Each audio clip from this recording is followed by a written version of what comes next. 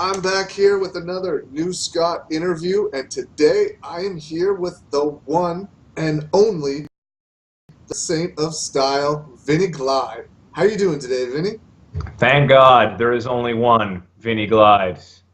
How you? Now, other than trying this out earlier, we haven't talked in probably 10 years, so it's 10 or 11 years. It's going to be interesting to see how this goes, but my first question for you is, were you a fan of professional wrestling growing up? I was a fan of professional wrestling literally for as long as I can remember. My earliest memory is being 3 years old on my birthday party, 1 year younger than this little girl right here.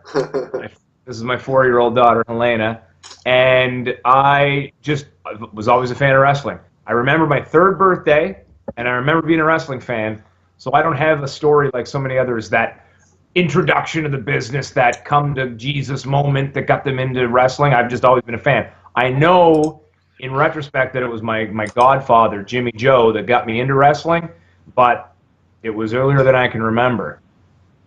Who did you have a favorite wrestler growing up?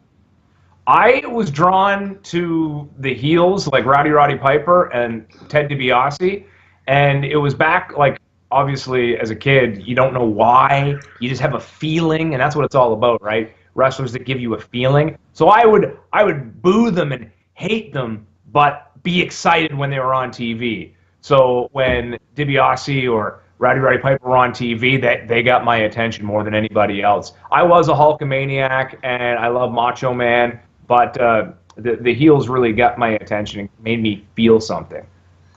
What was it about professional wrestling that made you think that you could do it? I never thought that I could do it in the ring. I just always wanted to. When I grew up and realized that genetics were going to keep me under 5'7", I figured, hey, I got the gift of gab. I'm going to make it to the WWE as an interviewer or a commentator. I thought that would be my in eventually. I never thought that actually wrestling could happen until fate led me down that path. And how did you discover independent wrestling? Was it Grand Prix? Was it Real Action? Like, how did you discover that this existed where we live? I got into it a little later than a lot of people did. It was seeing a poster in a convenience store in Pictou, Nova Scotia for Real Action Wrestling.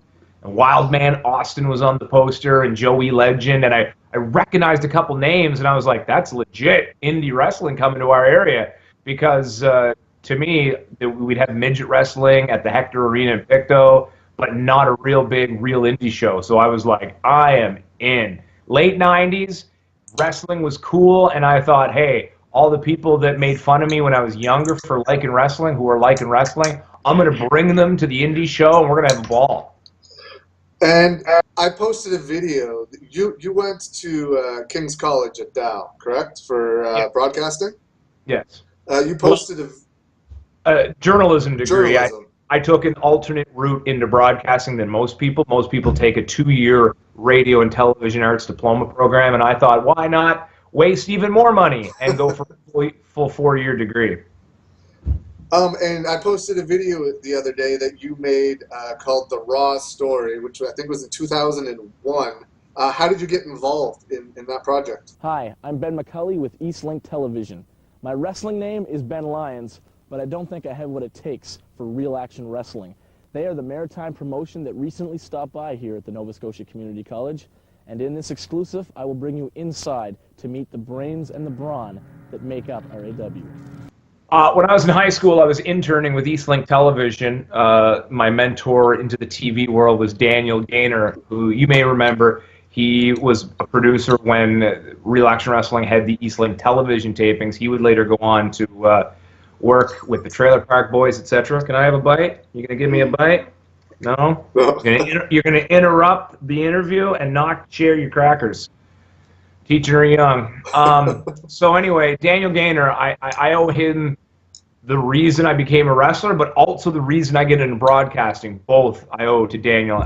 He's no longer with us, passed away due to stomach cancer. So, God rest his soul. But I was interning, and I thought, hey, wrestling's coming to town. I'm doing a story, because that's where my passion was. So I knew that I could do a story, and unfortunately, my internship meant doing stories every week. But that week in particular, we had a new kid helping out with Eastlink, and Daniel got him to actually do the story. So I was never even supposed to do it. So this is how fate works. I'm just behind the scenes. In fact, Peter Smith, Kingman, Brody Steele tried to kick me out. He was like, "Can we help you? What are you doing here?" And Daniel Gaynor had to be like, no, he's with us. He's part of the thing. So they had no idea why I was there. And luckily I was, because Luke Stewart was the guy that was working the mic.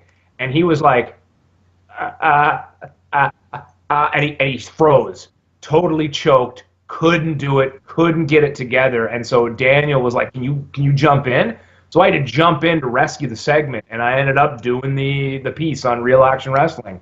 And thankfully I did, because it was doing that led to Warren Olson, the promoter of RAW, calling me and saying, "Oh, Ben Lyons, what a good story you did on us there.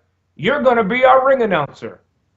And how did you get into becoming, going to the Real Action Wrestling Training School? That school was already open. They had trained Duke McIsaac and a few other guys. How did you get involved in getting trained with Real Action Wrestling in the Cardinal Center's training school? Another example of fate working in mysterious ways. I was the ring announcer when I could, because I was a university student, and I would hop in and go to whatever towns that I could. They wanted me as much as possible, but when you travel with the boys, you know, you got to chip in for gas, etc. And so as much as they had promised me money, they weren't paying me. And so I was losing money by ring announcing, because I was paying my cut my way, but not getting paid what they promised me. So Warren had said, "Yeah, we'll give you $20 a show. If you get yourself there, we'll give you $30 a show." And was never getting money. So after that became too frustrating. He called me up one time and wanted me to go to New Brunswick and get myself there to ring announce for him. And I was like, "No, you owe me so much money, and I can't keep doing this. I'm a poor university student." And to be honest, I skipped a couple classes to go ring announce, because that was where my passion was. And I said, "So we need to work something out." And he kind of hesitated, and there was silence on the other end of the phone. And I took that opportunity to use the brainstorm I had. I was like, "Look, if you're not going to pay me, the Centers are opening up the training school again. Train me. Let me train for free instead of the money." And I heard the breath of relief on the other end. He was like, "Oh, now I officially don't have to pay him. He's even saying I don't got to pay him. He won't last a week in training." And so he thought it was a done deal, and I'd be gone. But I made it all the way through training, and the rest is history. What was it like for you when you started ring announcing the shows? Now, I know firsthand that they don't want like just random people around backstage in the locker room, things of that nature. That's their place where they get ready and everything. Well, what was it like for you back then? I was kicked out of the locker room once, and I think it was more just to make the point. I had taken my suit in the locker room, and it might have been Peter who was like, "Get out of here! You're not changing with us." So I got kicked out of the locker room once. But the ring announcer is an important part of the show. It's a part that has to be there. It's not the biggest part of the show. You're not one of the boys just because you're a ring announcer. But I was generally accepted with a little bit of respect, and I'd get ribbed a little bit here and there. The boys would shove me. Someone would get on all fours behind me, and I'd get shoved over top of them and just smile and take it, right? And then just I did it enough that I was familiar enough. And so there was never really any hazing or disrespect, minus getting kicked out of the locker room that one time. But the ring announcer is an important part of the show, and I did it well. And you weren't ring announcing this show, but you were ringside when Kurgan put Buddy Lane through the table. Your reaction sold that spot perfectly. What are your memories of that? And let me tell you, No. Buddy Lane, What's it? Look at that, he's upset on him. He's upset. Oh, the giant not happy. He's upset. Look at it. He's laying a log down now. Look at Mr. Buddy Lane. He's not going to take anything. Whoa, pushes him back. See, law and order to realize. No, don't do it. Don't do it. He's the commissioner. Don't do it. What is he? This is sick. This is sick. What is he doing? He's the commissioner. Damn it. Damn these guys. Damn these guys every week. Look, he's telling them off. He's upset. upset. He's telling him. I suppose you approve of that. Darn right I do. Damn those guys. I hear that all the time, my facial expression, because I was a part of it was an Eastlink television taping, the first one that Real Action Wrestling done, and because I was ring announcing, but they got someone else to ring announce, which I was hot about. I was like, what do you mean I don't get to be the ring announcer?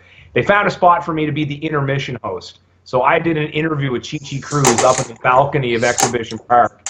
And for the rest of the show, I helped out ringside with being the timekeeper, etc. And I was told there's going to be a spot that you need to get that bell off the table. And that's all they said. They said, you'll know when. And, of course, when a 7-foot guy like Kurgan has got Buddy Lane up in the air, that's when you move the bell. So I got the bell out of the way, and then right in front of us, best seat in the house, he goes to the table, and I was like, holy, it was like a legit reaction, like, holy crap, Buddy Lane's old. And now he just went crashing through the table. So you see it on camera during that TV taping, my facial reaction. It was a fun time. Were you there for, I don't know if they showed it before or after the show, they used it during the show when they were giving like the wrestlers like stats or whatever. They were on this thing that like spun them around in a circle. Yeah. Where did that come from? It was an idea that Daniel Gaynor had, actually. He was a creative genius, and it was just this cool spindle thing that Bobby Roode has stolen the idea for and implements today in WWE. That's where I was going with this. I'm sure he got the idea from the Eastlink television taping back in the day. That's hilarious, though, that he was spinning on something in the Indies, and now he's spinning on something on SmackDown Live. You know, just 12 or 13 years in between. Yeah, that's so funny. Now, what was it like for you when you walked into the Cardinal Center's wrestling school? Were you intimidated? Were you nervous? Was there something in particular that was harder for you to learn over, say, something else? It was intimidating. It was nerve-wracking. I mean, getting in the ring for the first time and getting physical with big guys like Mike Hughes and Peter Smith and Duke McIsaac, Bobby Roode, like, holy crap, it was scary. I don't remember the first day. A lot of training kind of blurs together for me, and it was so intense, and I was so beat up and tired so often that I don't remember that day. I just remember always kind of having to take a deep breath before I stepped in the ropes. I'm always a guy that can watch something, and being a wrestling fan for years, I can physically copy moves well. So bumping came well. I'm an actor and a radio host, obviously, by trade, and so I could act well. So selling came easy. I remember frustrating Peter Smith to the point where he wanted to punch me in the face because I couldn't get a headlock takeover. I couldn't get my legs right in a headlock takeover. While a lot of stuff came natural, being tiny as compared to these guys, I had to work extra hard. I also had to work extra hard because I got my spot in training for free. A lot of people did not like that, and I think they resented me a little bit. So I kind of had that working against me. And so I had to work extra hard. And so just to prove myself and kind of earn my spot there, I was like the privileged kid coming in. And so other than headlock takeovers, I can't think of anything that was too difficult or something that took longer to grasp. But almost getting punched in the face by Peter Smith is good motivation to get it. I bet. All right, and who was part of your training class? There was a revolving door of people that kind of came and went. Famously, infamously, or in my own head, Cinder and Trash Canyon Rick Doyle trained with me, and we all kind of trained together. We were of that class. But I'm not sure if we all started at the same time. I think Rick came later. Cinder might have been after me, because I remember there was a couple of girls that came and went pretty quickly. There was a guy named Monster Joe, who was the doorman at the Liquor Dome in downtown Halifax. He was a big bodybuilder dude. He kind of looked like Peter Smith, only with a smaller head. And he was around for a little bit and then gone. And so seeing the revolving door and seeing so many people come and go was also extra motivation. Like, I'm not going to be like one of those guys. I'm going to see this through to the end, even if I never wrestle a day in my life. I'm going to finish training. And so that was extra motivation. And because I'm just a scared little kid, I probably concentrated more on doing my thing than who was around from start to finish. But yeah, Rick Doyle and Cinder and I came out on the other side together. At the end of 2001, early part of 2002, Real Action Wrestling, or Bobby Bass and Buddy Lane had the idea to run their own show, split the Real Action Wrestling roster, not like we're going to run here, you run there. They were trying to put Real Action Wrestling out of business. Your Mike Hughes, Bobby Roode, Brody Steele all went with ACW. Gary Williams, Chi Cruz, Duke McIsaac, your buddy Cinder, and Trash Canyon all went with Real Action Wrestling. Why did you choose to go with ACW over Real Action? Well, Warren Olson, who was the promoter for Real Action and would come every 6 weeks or so to the training camp and was kind of rarely around. He was in my ear about, oh, Ben Lyons, we're going to work you to the bone, boy. You're going to be my ring crew. You're going to wrestle for me. You're going to do commentary. We're going to work you to the bone. As if that was supposed to be enticing to me, that I was going to be working so hard. And meanwhile, the guys that trained me going to ACW, those are the guys that I see every day in training. Those are the guys that I'm putting my life in their hands in the ring. Those are the guys I developed a loyalty to because they're my heroes. They're the guys that are molding me to become something. That's where my loyalty lies, not the guy that I see every 6 weeks. And the guy that you may remember didn't pay me like he said he was going to. So it was really a natural, easy decision. I'm going with the guys that trained me.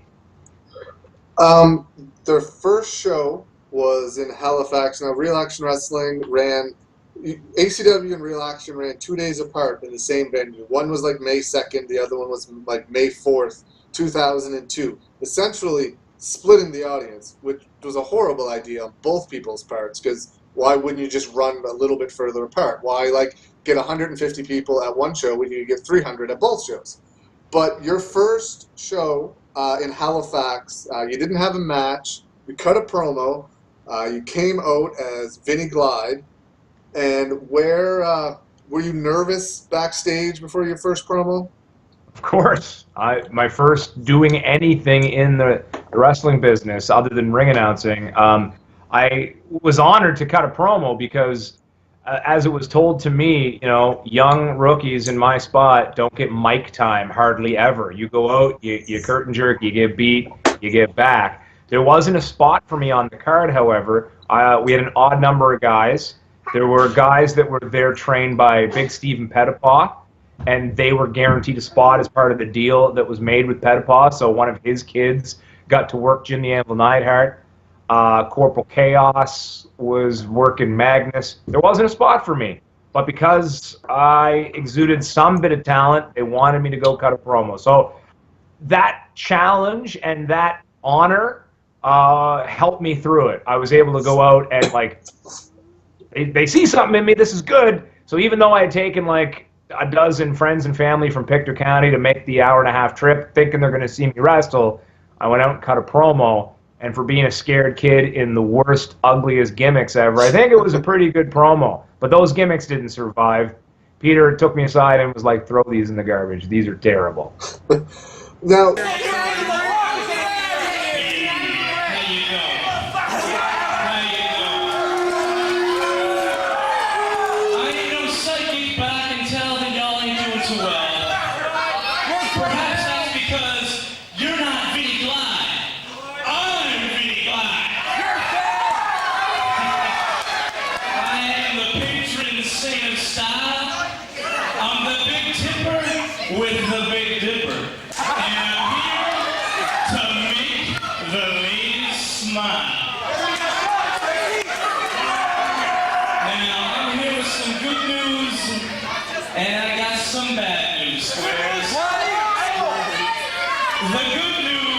Is for all the ladies in the house tonight. What?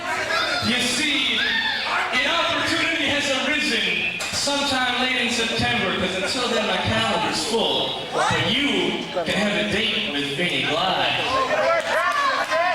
All you have to do is call the ACW offices and get your ticket for the Vinnie the number? And if I like your style, I'll show you the Vinnie slide. And now, the bad news. The bad news is I will not be wrestling here tonight.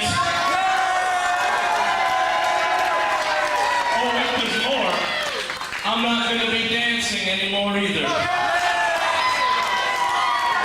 You see, I've looked up and down the ACW roster, and I've asked myself, do I sin? Do I fear the flesh? Do I play with anvils? See, nobody is competition enough for Vinnie Glyde.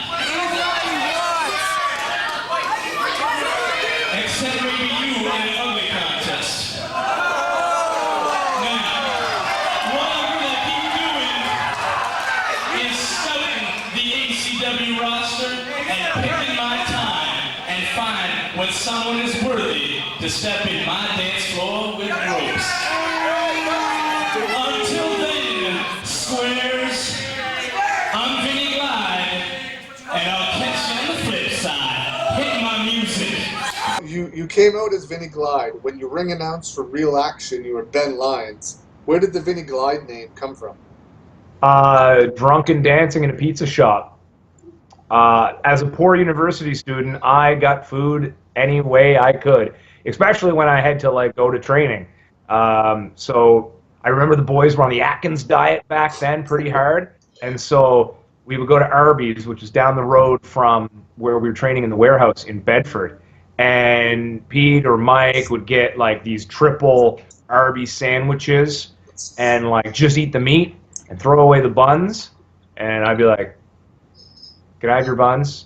And so I would eat their scraps pretty much. And there was times where we would be out somewhere and I'd steal the pizza crust off someone's plate that had just left the restaurant. Like that's how desperate I was for food. So when we went to watch a WWE pay-per-view at a bar on Quinpool Road, they got into a little competition who could get Ben Lyons at the time drunk. So they were feeding me beer. And so I was pretty lubed up. We were all pretty lubed up after the pay-per-view. We went to King of Donaire on Quinpool Road, and they said to me, Ben, you want some pizza? You got free beer, and you ain't getting free pizza. You have to get up on a table and dance for everybody in this pizza shop. And it was pretty busy late on a Sunday night. So I was lubed up enough to say, okay, and desperate enough for food. I jumped up on that table. I start dancing. I jump off the table into the splits on the floor, and I look back at Mike and Peter, and they're like, jaw drop. And Peter told me later, he was like, we were ribbing you. We were not going to buy you pizza, but that move was so good. You got 2 slices of pizza. So that was the end of the night. Next day, I go into training. Mike Hughes is sitting at a table in the warehouse. He's scribbling on a pad, looks up, and he's like, there he is. There's our Vinnie Barbarino, the dancing disco guy. And they saddled me with that gimmick right then and there. I had to point out that Vinnie Barbarino was a trademarked name that they couldn't use, and so we brainstormed, what about Vinnie Flip, Vinnie Slide? No, Vinnie Glyde. And so the patron saint of style was born. Now, you mentioned that there wasn't a spot for Vinnie Glyde on that first show, but yet there was a guy you mentioned earlier, Ryan Smith, one of Petipaw's kids, students that got to wrestle the Anvil that night. I was in the crowd that night filming, and you can hear plain as day someone yell out, this is who they brought the Anvil in to wrestle. Why weren't you given that spot? Like I said before, there was a deal made with Petipaw that his students got spots on the show. So I was the noob. I was the young green one that didn't make such a deal, so I was the odd man out. But it didn't last because I'll never forget that first night in the locker room. Ryan Smith sat down with the Anvil and slapped him on the back and said, don't worry, Jim, you can call it out there tonight. And I thought, oh my God. So that just kind of perfectly encapsulates their attitude, and they didn't last. So I got to work Jim the Anvil Neidhart 3 nights in a row in New Brunswick, kind of taking over their spot once they got kicked out. And when you finally did get to have your first match, what was it like? It was the next night, actually, the second night of the tour. You might remember Corporal Chaos in the mask and the camo gear. He busted Magnus Van Steel's nose that first night in Halifax. And then the next day, when he had to work Magnus again, conveniently he was hurt. So I got to step into his role for my first ever match. However, I didn't get to be Vinnie Glyde. They told me, you've got to be Corporal Chaos. So I put the mask on, I put the camo on, and I psyched myself up to get into character as much as possible, practicing the salute, middle finger, over and over again. Peter Smith, like, I think you know how to do the middle finger. You can stop practicing. And I was like, dude, Pete, I'm just getting into character. I was so nervous. I was so scared. But we went out there, and one of the opening moves of the match is Magnus hit me with a clothesline. And Magnus was a big dude. And when he was a bouncer at a bar in Ontario, I believe, years before, he had punched a guy in the top of his head and split his hand down to the wrist, and he needed a big metal rod put in his thumb. So he basically has a metal thumb. And when he clotheslines me, his arm is so big it just wraps around my head, and the thumb hits me in the ear and knocks me loopy. So I'm supposed to stay down for him to drop a big elbow and me move out of the way. But instead of staying down, I get back up. So he's going to clothesline me again. And then I get back up. And you can see him get more and more frustrated. And he gives me a punch.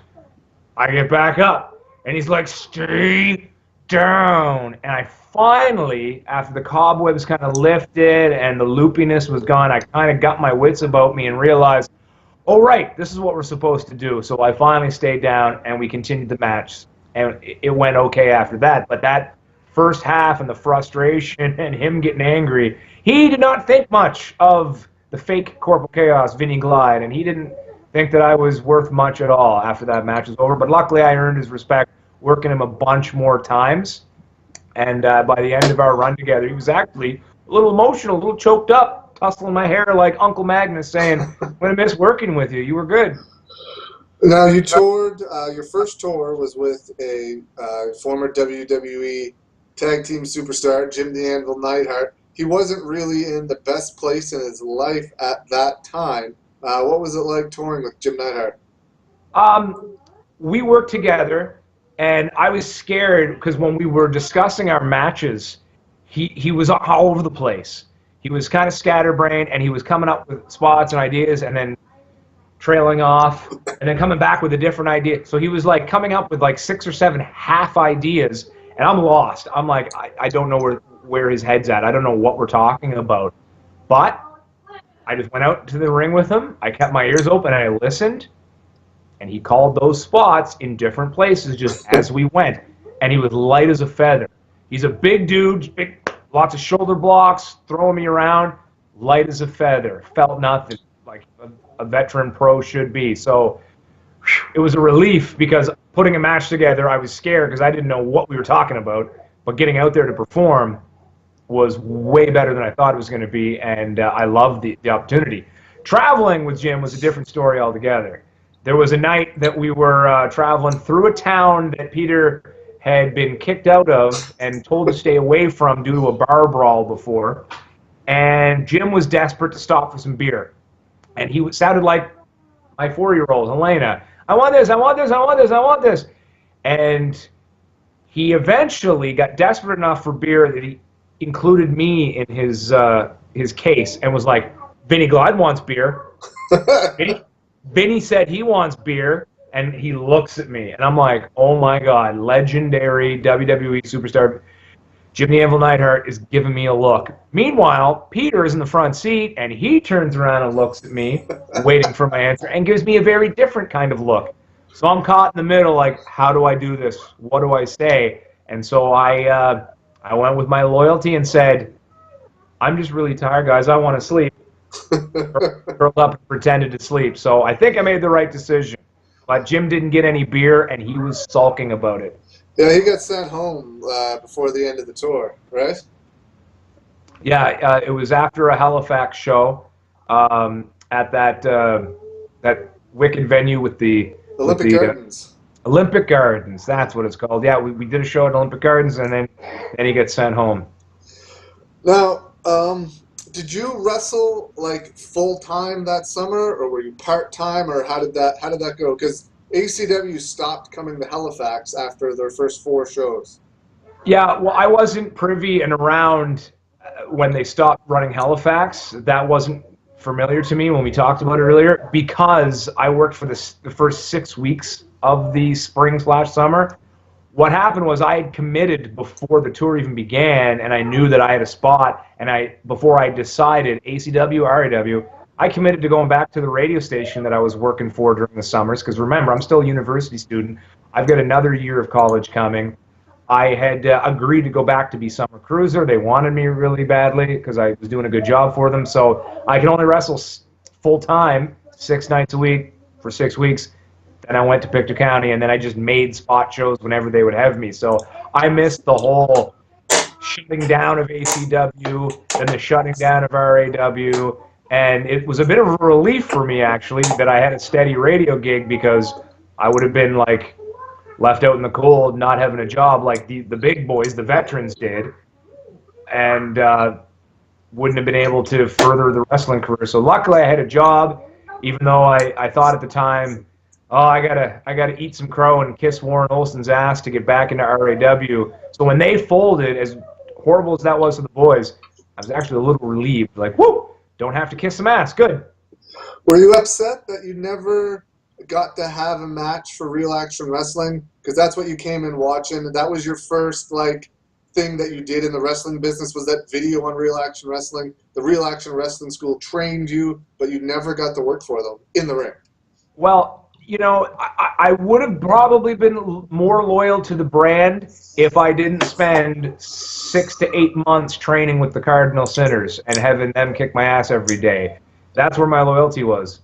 Mike, Pete, Bobby, Duke McIsaac, as much as Duke had gone to RAW, like, my loyalty was to the men that molded me, not so much the brand. I had an idea to get myself back into Real Action Wrestling, if need be, after ACW closed, before they did, if I had to have that kiss-ass conversation with Warren Olsen, because they had some power struggle storyline going on between Warren and Brian Marchant. I thought Brian could bring me in as the heel ring announcer, and I could be the wrestling ring announcer versus Cinder, the wrestling ref, and we would be the proxies for Warren and Brian's power struggle. But as much as I came up with this great idea, they closed down and stopped running before I could pitch it. Were you, you kind of answered this earlier, but were you worried that was because ACW closed and Real Action Wrestling closed? Those were the 2 big companies in the Maritimes at that time. Were you worried that, that's it for me in wrestling, I'm done now? Yeah, that thought certainly crossed my mind. I'm like, oh, well, unless I want to venture outside the Maritimes, I'm a radio guy now. Good thing I got a radio gig. Now, I met Steen and Scott in 2001, became friends with Sarah and Cinder in 2002, so we would all travel to shows together. I don't actually remember how we became friends, but we ended up riding to your first ever mainstream wrestling show together, which I believe was in October of 2002. How did you get involved with mainstream wrestling and Devin Chittick? It's interesting because I was like one of the last guys to, I think Cinder got his foot in the door. Cinder had established a relationship with Scott Savage, and maybe you even helped facilitate all that. I, of course, being a student of Peter's and Mike's and Bobby's and Duke's, and had heard horror stories about Devin Chittick and mainstream. They're just glorified backyard, and there was a divide between everybody back then. And it's interesting how that would get mended, and Mike Hughes would go work for Devin eventually, even Peter would go work for Devin eventually. But at the time, it was like kind of scoffing at mainstream, and I'm one of their boys, and so that's all I hear. I was hesitant, but my selfishness or being a mark got the best of me, and I wanted to work in the business. I wanted to wrestle, and everybody else was doing it, so I finally messaged Devin and reached out, and it took him a while to agree, and he was kind of hesitant to bring me aboard, but I think Cinder having his foot in the door went to bat for me, and so I got booked to work that Muscatobit show against superstar Sean Morgan and his sexy mesh shirt, who is now Big Ben Ortman's out here in Ontario along with Notorious TID and Custom Made Man, who I ring announced for Real Action Wrestling back in the day. Now coming full circle 15, 16 years later, affiliated with them. They run Crossbody Pro Wrestling out of Kitchener, a great training school, the way for Ontario people to get involved in the business. I'm still in the wrestling business, by the way, with Rock Solid Wrestling, and they use the crossbody ring. So back then, wrestling in Musquodoboit against superstar Sean Morgan, Big Ben, and then now working very closely with Big Ben and using crossbody as a place to shake off the rust. When I made my return to the ring, that's where I had to go weekly to train. So it's just weird how the business works. Small world. What are your memories of that match and wrestling him that night? It was a good match. I remember watching it with Mike Hughes and him saying, "Oh, good match." And Peter even said it was a good match. But I remember at the time, I was frustrated because I had ideas and Ben wasn't listening to me. He wouldn't let me have any input in the match. He just kind of come up with it all. I'd say something, he'd be like, "Yeah, no." And so I remember being frustrated. My first impression of Ben was, man, this guy won't even let me have a say in what we do. All right. Turned out to be a good match, so I guess he was right. Maybe a month after that, me and you and Steen and Cinder went to PEI for the first ever Ultimate Championship Wrestling show. A lot of people don't know that the Ultimate Championship Wrestling that's around right now in the Maritimes was started by Cowboy Mike Hughes in Prince Edward Island in 2002. We all went over there. Lots of fun memories of 9:25 on the exact dot. In the car we have driving, Lincoln Steen. Sitting beside me, Disco Ben. Behind me, not so Disco Craig. And on the camera, New Scott. I'm gonna have a better name than not so Disco Craig. Well, I couldn't think of anything on the fly. I guess that means New Scott's like somewhat Disco New Scott. Yeah, Somewhat Disco. Middle of the road Disco New Scott. Sometimes Disco, sometimes not Disco New Scott. Everybody's measured by their Disco New Scott. Milk, lemonade, around the back, budget speed. That's great. I don't know, maybe it's part of your camera? A bag of candy. Free camera candy? You're missing an IV. Bite into it, is it chocolate? How's you going this evening? I've been kidnapped. Call 911. Shut up, you! He's laughing at you, but you're Have a serious. great evening. Frozen I hell. told you wouldn't be hot. Where's Vinny Glyde? Where's Vinny fucking Glyde? Trash cans there. Give me a pen. I'm gonna scratch this guy out. Put Vinny. Okay, let's go get some skates. Okay, well, obviously not working in here. That's gorgeous. Oh crap. Oh, it's over. Oh, but wait, I can't work here. This place has a Coke contract. I need Pepsi products. Yeah. Is that a secret door? I don't know. The way they had it set up, like. They're probably in the office or down to them. Dan, what do you think would come out of that corner down there, if I'm not mistaken?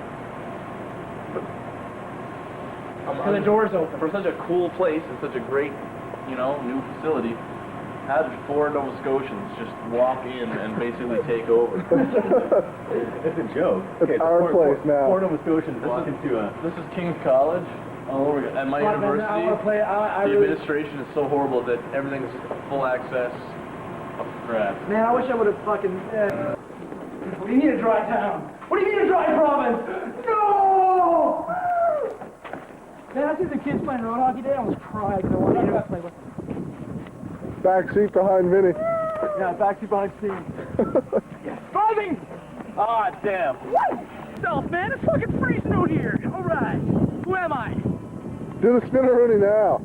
Ryan, get covered with snow. Are you fucking retarded? That's what I want to see. This is what newscott.com viewers want to see. I'll tell you what LincolnSteen.com videos want to see. There's no Get that camera out of my LincolnSteen.com. face. Get that camera in my face, motherfucker. Trying to get a hotel room, of driving around the Rotary, listening to Tiffany's. I think we're alone now. What are your memories of that trip and that show? It was a great road trip. It's what solidified all those friendships with Cinder, Lincoln Steen, with you, with Scott, with everybody, or with Trash Canyon, Rick. I mean, he was a part of that show. And so It was fun. First time not wrestling,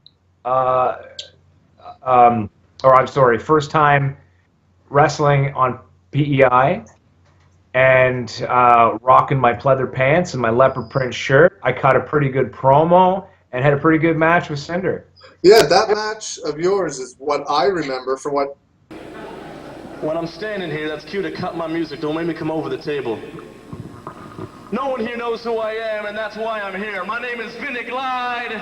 I'm the patron saint of style.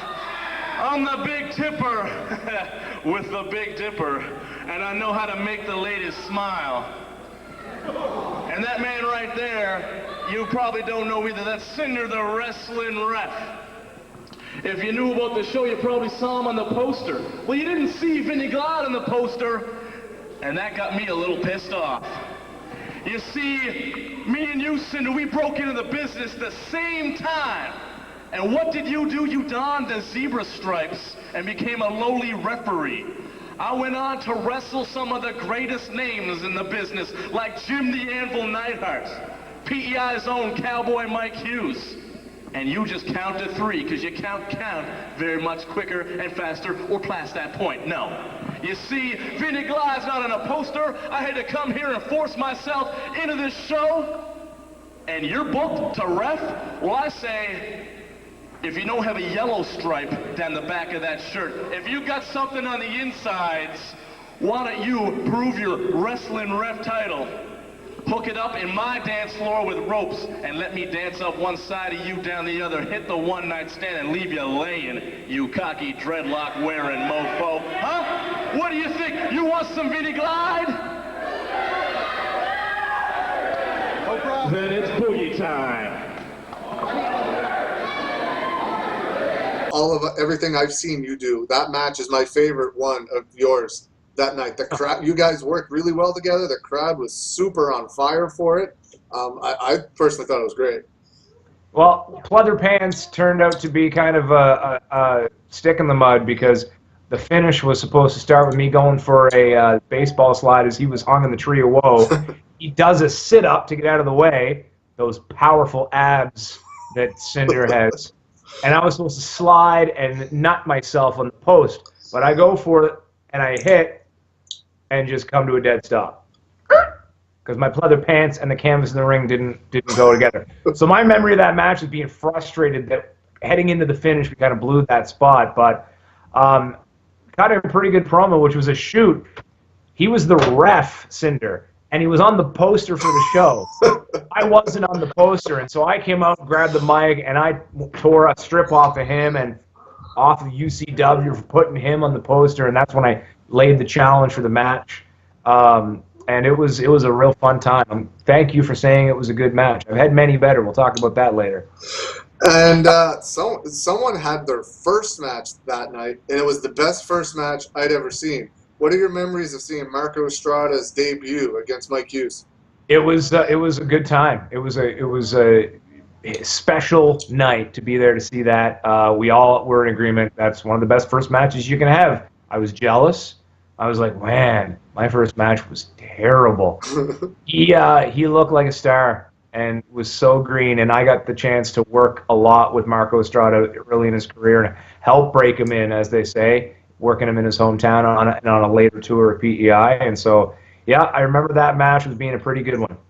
There was, during the main event, I remembered this after we spoke earlier. During the main event, there was a fight in the crowd. I remember being at Mike's house after the show, and we were all watching the show. And me and you were talking about the fight in the crowd. You leaned over and said to me, "I hope you didn't pan away from the match and film the fight in the crowd, because Pete will kill you." And at this point, I was like, "Oh my God, I don't know if I did or if I didn't." But thankfully, I didn't, and I didn't pan away. So I'm still alive to this day because I didn't film the fight in the crowd. I learned my lesson about distracting from main events the hard way. Earlier in my career at an ACW show, the lumberjack match between Bobby Roode and Mike Hughes, and I had worked the tattoo artist, Kyle. I filmed that show. Yeah, and so we had worked each other earlier in the show, and during one of the schmozzes of the lumberjack match, we kind of were face to face, both very green, not knowing what to do, and we're like, well, we're face to face, and we wrestled each other. So we threw punches at each other, and that took everyone's attention away from the finish of the main event. They missed the pinfall with Bobby, and Peter lost it. I have never seen him that angry. He punched me, and in front of the locker room in the back demanded that I apologize to Bobby and Mike, which I did, and I felt so terrible. So I knew, and that's why I imparted that wisdom onto you, yet do not distract from the main event. Yeah, because the main was Peter and Duke, and a fan ran in, one of those guys in the fight. There was a double down. Both Peter and Duke were down. Fan runs into the ring. Pete sits up like the Undertaker, and the fan not only leaves the ring, he runs out of the building. It was hilarious. Yeah, that's how intimidating Peter Smith can be. He doesn't need to punch you, but he can punch you sometimes. Yeah. Now, 2002 came to a close. Early 2003, Mainstream Wrestling started a training school in downtown Halifax. The building was called the Bellamuse. And I remember talking to you guys the day, you and Cinder, the day of the first training session, trying to get you guys to come down. You and Cinder didn't really want to come down, but I eventually talked you guys into showing up. Why didn't you guys want to come? I had no recollection of that, really. I remember being at a show in that place with the stove in the corner. The wood stove, yeah. The 8 or 9 people that were there. I thought it was a cool spot. I don't know. If I wasn't getting ring time to train myself, I've got no business being at a training school. I can't, at that point in my career, impart wisdom on anybody, so I just probably felt uncomfortable being there. I don't remember really anything else. I'm not going to tell you again. Wow. Bravo, bravo, bravo. I'm not talking to you, Baldy. I'm talking to this man, Mr. Referee. Hey, how you doing, wrestling ref? Yeah, that's right. Bravo, man. You wrestle a match and you come out and save the day. You must think you're pretty special, eh? Well, you know what? I think you're special, too. Special enough. My name is Vinny Glyde. I'm the patron saint of style. I'm the big tipper with the big dipper. And I know how to make the ladies smile. And my problem goes like this, you see.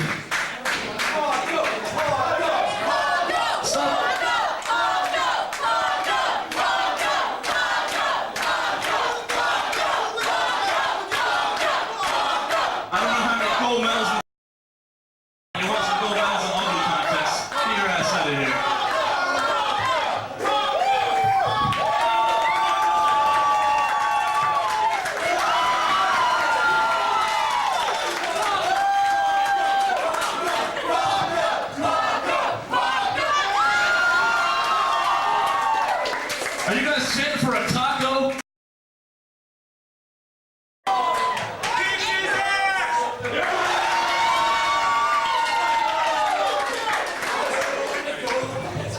One more time, come on, come on. Yeah, here we go.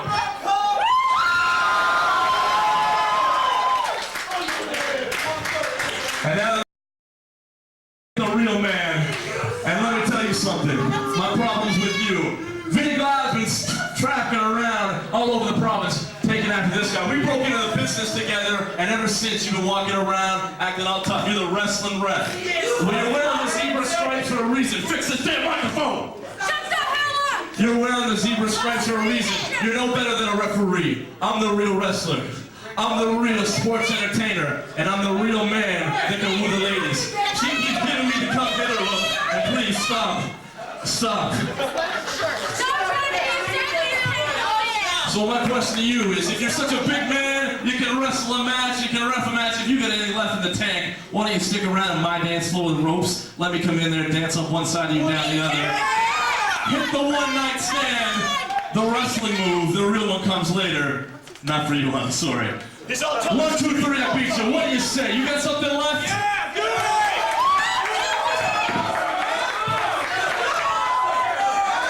All right, well, since you're Mr. stick your nose in people's business and you screwed X-Ray out. X-Ray, why don't you come out here and get some payback, referee a little match for me and this guy to call it right down the middle, nice and fair. Because now, it's boogie time. Shortly after that, maybe a month or so after that, Devin started booking what was probably his most successful run up until that point in mainstream wrestling. He booked a bar in Dartmouth, Nova Scotia, Dave Doolittle's. It was packed for as much as that place could hold every single Thursday night for a year and a half, 2 years. You were part of the very first shows there. What are your memories of those? It was a fantastic time. It was one of my most fun times in the business because it was a set show every week, and it was in a wicked atmosphere, packed full bar with people screaming and yelling. And because Devin had the video screen, for the first time in my career, he liked to concentrate on storylines. And so we worked programs, and we told stories outside of what we did in the ring. And so got to do some really fun, different things for the first time, and got to wrestle in gimmick matches like a casket match against Cinder, the pumpkin patch match. Oh, yes. And I did does that now. Yeah, there you go. The Maritimes have definitely been precedent setters for the wrestling world. But I got to work a program with Sweet Sarah Stock, and it was one of the highlights of my career because right before she went to Mexico, I had her last match. And it was a blow-off to our little feud that they filmed vignettes for the big screen of me stalking her and going through her gear bag and sniffing her underwear and just putting me over as such a creepy bastard, which was not that far from the truth. And we got to have our last match together, her last match before going to Mexico, and I come out to cut a promo with a little gift bag, and in the gift bag was a pair of Vinnie Glyde panties with my name across the front, and I gave them to her, and of course for the match, she throws them down, and we get into our match, and it was a good time.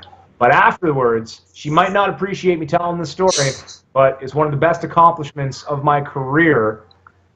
She, before we went out to have some celebratory beers, because we went on last, it was just her and I in the locker room, she was cleaned up and changed. She came out, and she showed me, lifted up the skirt and showed me she was wearing the Vinnie Glyde panties for the rest of the night. Hey, that was the highlight of my life. What are your memories of one of your last shows of 2003 before the summer break? Was at a restaurant in Bears Lake, the Jolly Mug. They fed us all day. Must have lost a ton of money because there was 3 people in attendance. What are your memories of that show? It was a bot show that there was a miscommunication with. We thought, a bot show, they're going to open the doors. But no, it was a staff party. Yeah. They closed the bar and wanted the wrestling show just for their staff. So literally a handful of people. Yeah. But it was a bot show. Plus, they were feeding us all day. We made off like bandits. So we went out and put on a pay-per-view style match. Some veterans say when you work smarter, not harder, don't bust yourself if there's not many people there. Work around. Tony Armstrong and I had a match where we brawled on the outside. There was salt in the eyes, gimmicks galore. And it was a fun time. It was just one of those stories that you tell later. Cinder had wanted to work Sarah for a long time. And finally the night he got to work her was that night in front of nobody. But and what you guys also worked, I can't remember if it was before you left or after you came back, a show at Reflections. What are your memories of that? That was a great time. Such a unique atmosphere with very enthusiastic fans, and a weird show where there would be a wrestling match and then a band would play, and then a wrestling match and then a band would play, and they were into it. And I worked the main event against Tony Armstrong, and we were told before the show, this may happen, watch out for it, someone might come across the dance floor on a Harley.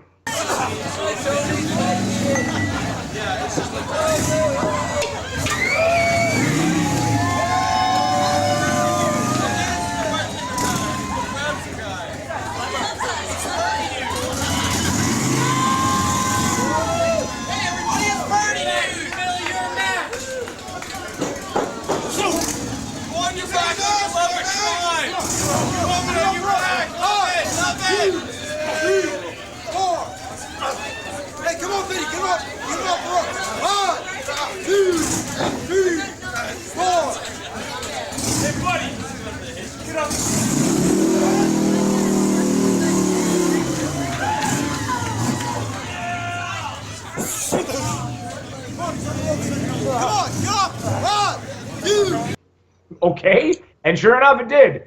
Halfway through our match, you hear the revved engine, and a guy drives his bike across the floor. So I just took Tony down into a chin lock and was like, let's let him have his fun. All the crowd paid attention to the bike, and then finally they started paying attention back to us. We got up, finished the match, and because of the unique atmosphere, and it's known as a gay bar, and you got people in the crowd dressed in drag, wearing chaps, dressed like outlandish wrestlers more than the boys were. It was one of those moments where I called a spot on the fly that I don't think anyone else in the world would ever have called in any situation. It may be the only time a stink face got called on the fly by the guy taking it. I thought this is gonna go over well. The match was over, the crowd had popped, and they're still kind of hanging around, and they're still like, what's next? And I told the ref, go tell Tony to come back and give me a stink face. And Tony didn't question it. He was like, okay. Came back, and as soon as he started the stink face, the pop was the biggest it was all night. One of the biggest pops I ever heard. It went over really well.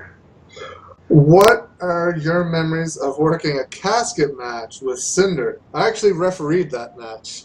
Do you have any memories of that? It was another fun time. We got to do some fun stuff. I remember there was a spot where he was supposed to give me a back body drop off the casket and into the pumpkin patch, because there would be a pumpkin patch match later. But the previous year's pumpkin patch match, or pictures I had seen, the pumpkins were these little pumpkins that didn't have the giant stems on them. And so I had in my head that that's what I was landing in. So I'm set to take the back body drop. I'm going up, and I notice, oh, the pumpkins all have those giant, thick stems pointing up, and they're going to stab me in the back. So I totally cheesed in the move, and mid-air, like, turtled, tucked sideways, and, like, took a terrible bump. On the floor. Yeah. Which was so much better than landing in the pumpkin spikes. I remember in that match, the casket was huge. I don't know where he got it, but it was massive.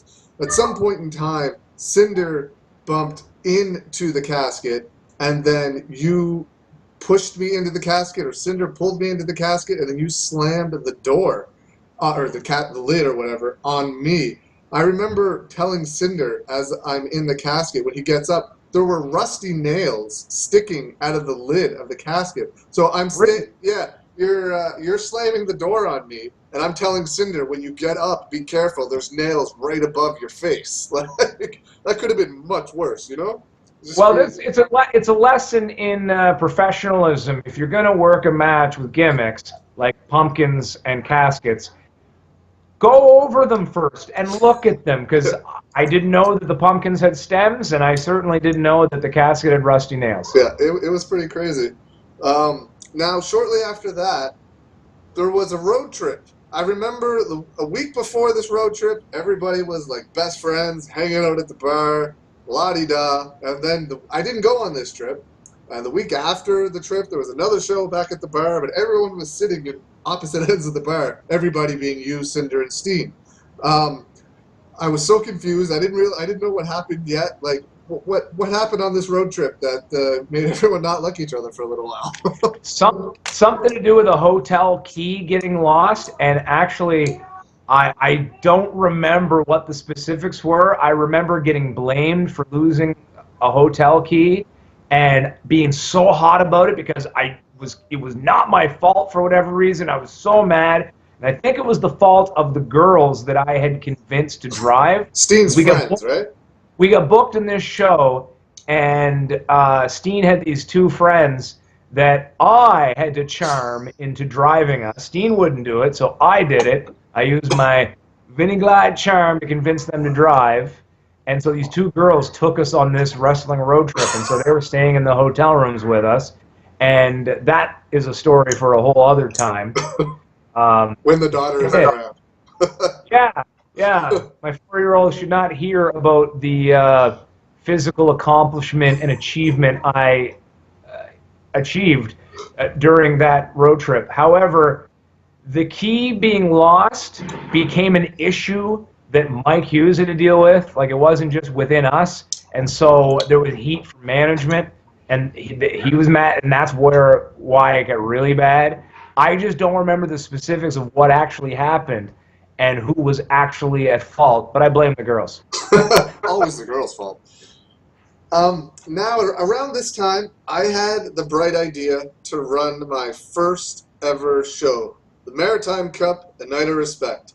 Now, I don't actually remember why I didn't do this. I felt terrible about it after. I feel terrible about it now. We were all pretty close back then, but for some reason, I didn't book you, and I didn't book Cinder to have anything to do on the show originally. Do you remember anything about that? I remember being disappointed to not be booked. I don't remember the reason. I think there was a reason. I can't remember. I was jealous because it was a big show and a big deal, and I felt like I should have been a part of it, but I ended up being a big part of it and saving the day. It's true. I agreed to do sound. Cinder agreed to referee. Yep. I did sound, and a fan had kicked the cord after the main event. Mike Hughes was going to cut a big promo, and the cord separated, and there was no sound. And Rick Doyle, Trash Canyon, was there in the crowd too, and he, of course, took it upon himself to jump up and point at me and say, "It was him! It was Vinny! It's his fault!"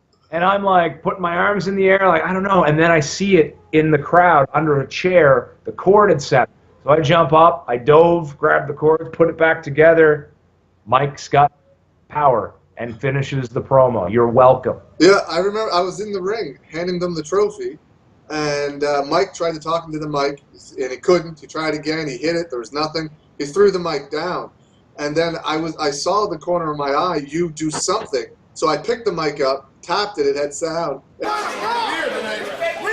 the singers! Whoa! You wailed on that like Jenna Jameson!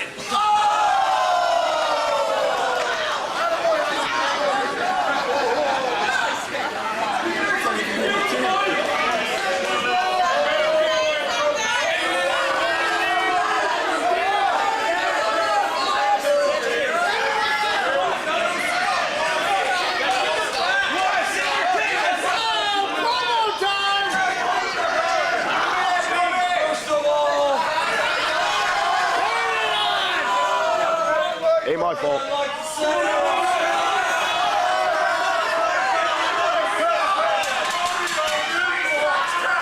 First of all, Vinny Glyde.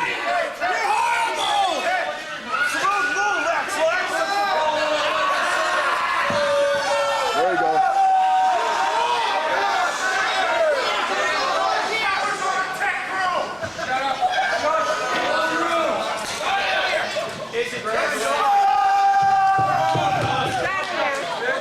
Mike's working now.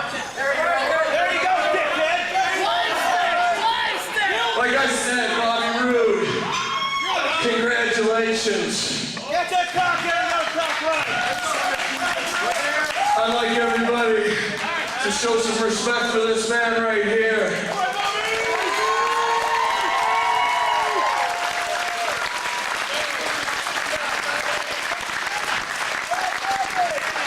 Now I come to the ring every single time, and I say, who's the man?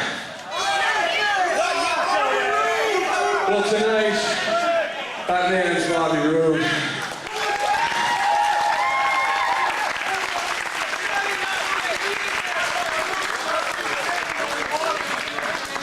And I know that this is your tournament, and I know that you wanted to make this presentation, but I'd like to be the man to give it to Bobby Roode first. So Bobby Roode, I know we've had our differences in the past, but tonight I want to be the one to give you this cup. So Bobby Roode, once again, congratulations.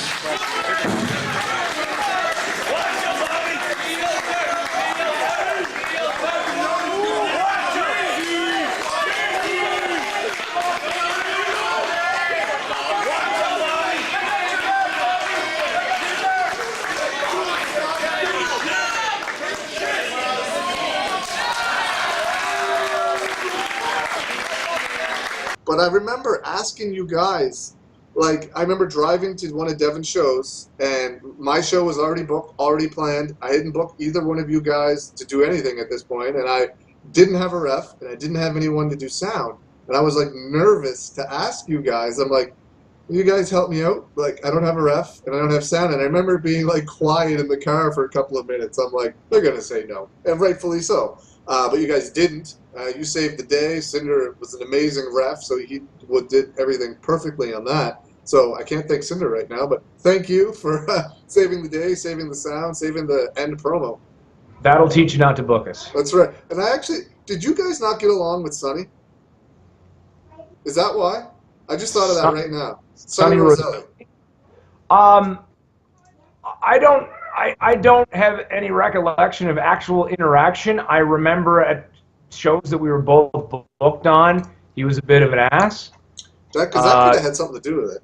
Yeah, maybe. I remember he was a part of the Roseland Cabaret show for Mainstream Wrestling, where I wrestled Honky Tonk Man in Pictou County. Big snowstorm. Yeah. And Honky Tonk Man gets stuck in Pictou County for 4 days, and Roselli was on that show. And I remember I threw like 3 drop kicks, and he was like, "I thought you were too fat to pull that off. Wow." And I was like, "Thank you, guy who's way fatter than I am." And so, I mean, moments like that are all I can remember. I don't remember anything else that would create heat. I never really spoke to him, let alone interacted to give him heat with me for any reason. Now, you mentioned that Honky Tonk Man tour. The first show of that tour was in your hometown, and it was the night we got hit with White Wand. Honky Tonk Man was here. What are your memories of Honky Tonk getting stuck in Pictou County and that show? And it was fun because it was at the beautiful Roseland Cabaret and a cool venue for wrestling, and I got to wrestle Honky Tonk Man. We ended up in a tag team, taking on Steen and Tony later on, so we set it up. He was great. He was so gracious to be on the radio, and he was great with my family. And I've interacted with Honky Tonk Man a lot at different shows in different provinces over the years. And I know he doesn't have the best reputation, but he's always treated me well. He can be grumpy, but that show it was unfortunate because it had a lot of buzz in town, but the snow kept people away. And so I feel like White Wand didn't hit and happen, that show would have been so memorable. No, not a lot else went on in the Maritimes other than mainstream wrestling throughout 2004. But in early 2005, Peter Smith and Rick Doyle ran the second Maritime Cup. They contacted me with some help for it, but they drew 880 people at the Kentville Arena, Kentville, Nova Scotia, for the second Maritime Cup. You were booked on that show. What are your memories of performing at that? At that point, was that the largest crowd you were in front of? I believe probably. It was a special night because it wasn't just a big crowd, it was a really hot crowd. Yeah. And with the filming for the reality show, the setup was top-notch with lights and sound. I got to wrestle Duke McIsaac for the first time finally after going through training with him. So that was an honor. I got to debut the quintessential Vinnie Glyde gimmicks, that leisure suit with no sleeves, the glittery bodysuit. That was a special occasion. And I got to do commentary. I wrestled my match, put over Duke, and then I got to go join the commentary table and be like the heel Jesse Ventura. And when the main event happened and Bobby Roode turned heel, these play-by-play guys didn't know what to say. They were speechless. So I just took the broadcast over, and I was like, I'll tell you what this is. It's the Cardinal Sinners, baby! And I really put over the heel turn, and I was really proud of it. And it was heartbroken that nothing ever came of that commentary. Yeah, it would have been. I've been trying to get that footage since like the day after the show happened. But Dave Honky, he won't part with it for whatever reason. I've been asking. I still ask. Hopefully someday it shows up at my house. I have a feeling he might be bitter about things that his daughter was involved with. Next topic, please. Yeah. Yeah. That was the night they broke my trophy, though, too. You talked about that earlier. They smashed the trophy. I went to get into the ring. Bobby was holding the rope for me, let the rope go, and then Peter took the trophy and smashed it on the ground. It was a good night. Now, I believe it was the next night, there was, the next night and the night after, there were shows in Cape Breton. What are your memories of working for East Coast Pro Wrestling and Sheldon McLean back in the early days? Sheldon's a great promoter. He's got a great mind for it. He knows the promotional aspect and left the booking up to the boys that knew what they were doing. And it was a match made in heaven. Some fun shows. I had some fun matches. And one of the unique experiences of working in Escazone on the reserve, there was some kind of special event that was also happening, but instead of taking away from the show, all the adults went to that and sent their kids to the wrestling with no supervision. So it was like 300 plus fans, all under the age of 16, screaming kids. It was such a wild and energetic night. It was awesome. I have footage of one of those kids telling Gary Williams to fuck off. The kid was like 6 or 7, and then telling the kid to suck a dick. Let's go suck a dick. It was hilarious.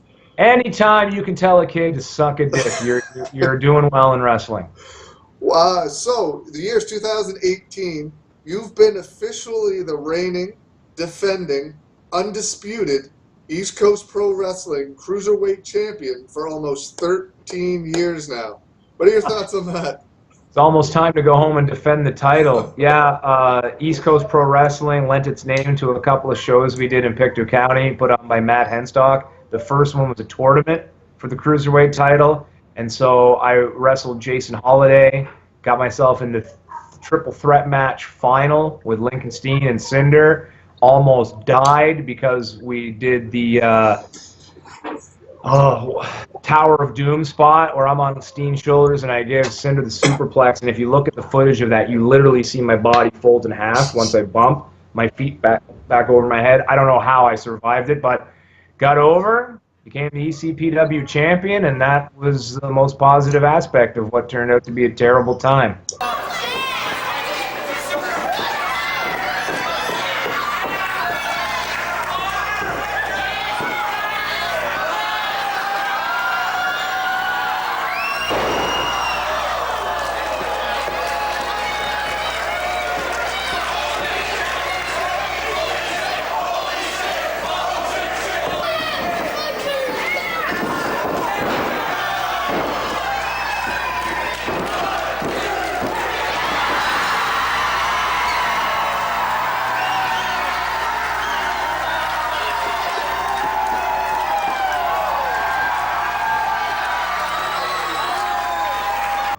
About a month later, you got stabbed in the face with a fork a couple of times. What are your thoughts on that?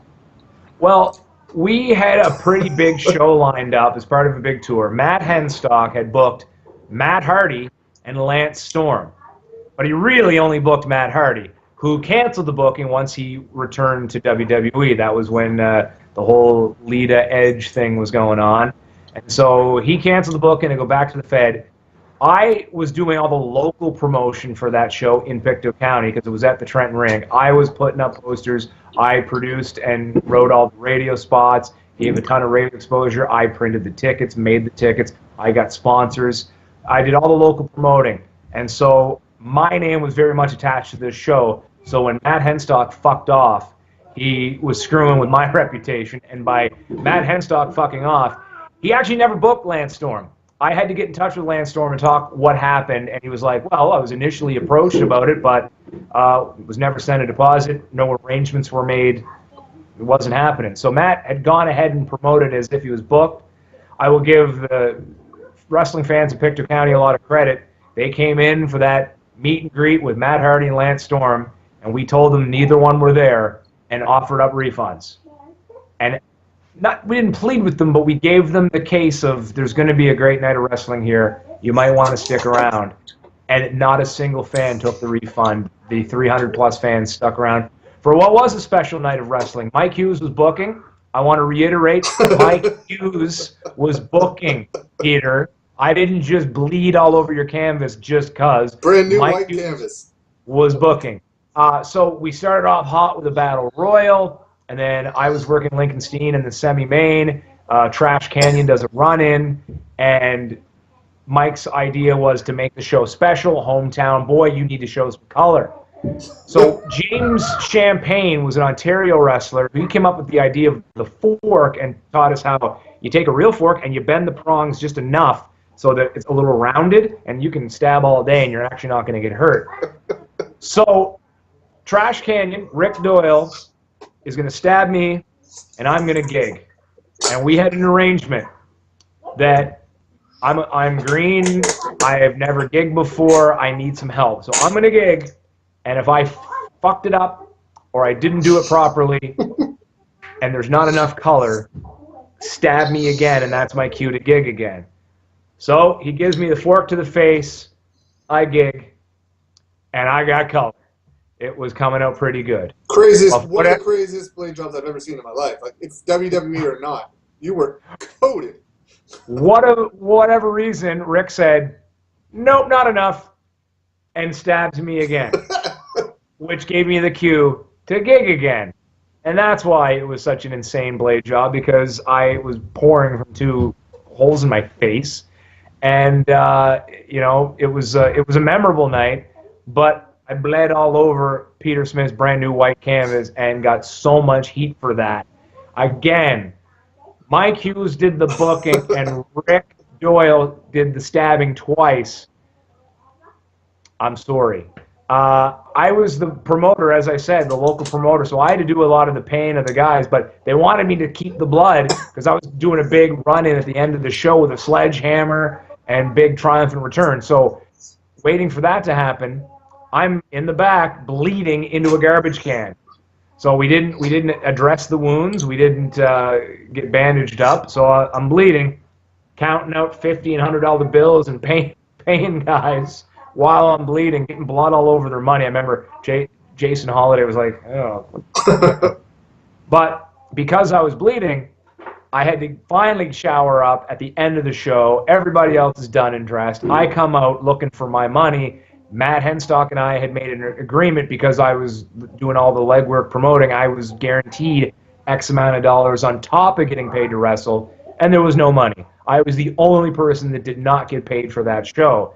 He was like, don't worry, man. I'm going to go to the bank tomorrow when it opens, and I'm going to get you your money. So I was like, okay. We made arrangements to meet at the radio station because I had to work the next day. He never showed. He doesn't show up. He doesn't show up. I'm like, wonderful, great. I get off work. I finally get a chance to go and get a newspaper to see what the coverage of the show the night before was. And I chose the Irving gas station in Blue Acres that's also the bus station that you take Acadian lines everywhere. And I know the girl working, and as I'm opening up the newspaper, and I see that, A, the reporter left before the blade job and didn't have a thing in the article about Hometown Boy bleeding, didn't have anything about the return of real action wrestling. You'll get to that in a moment.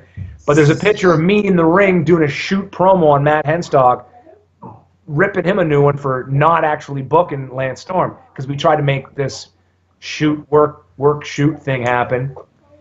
And the girl working at the gas station says, hey, that guy in the picture with you, he was just here buying a bus ticket.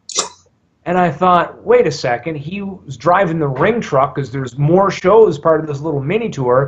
He's supposed to be en route to Halifax with the ring truck. What do you mean he was buying a bus ticket? And then I come to a realization, oh no, I didn't get my money.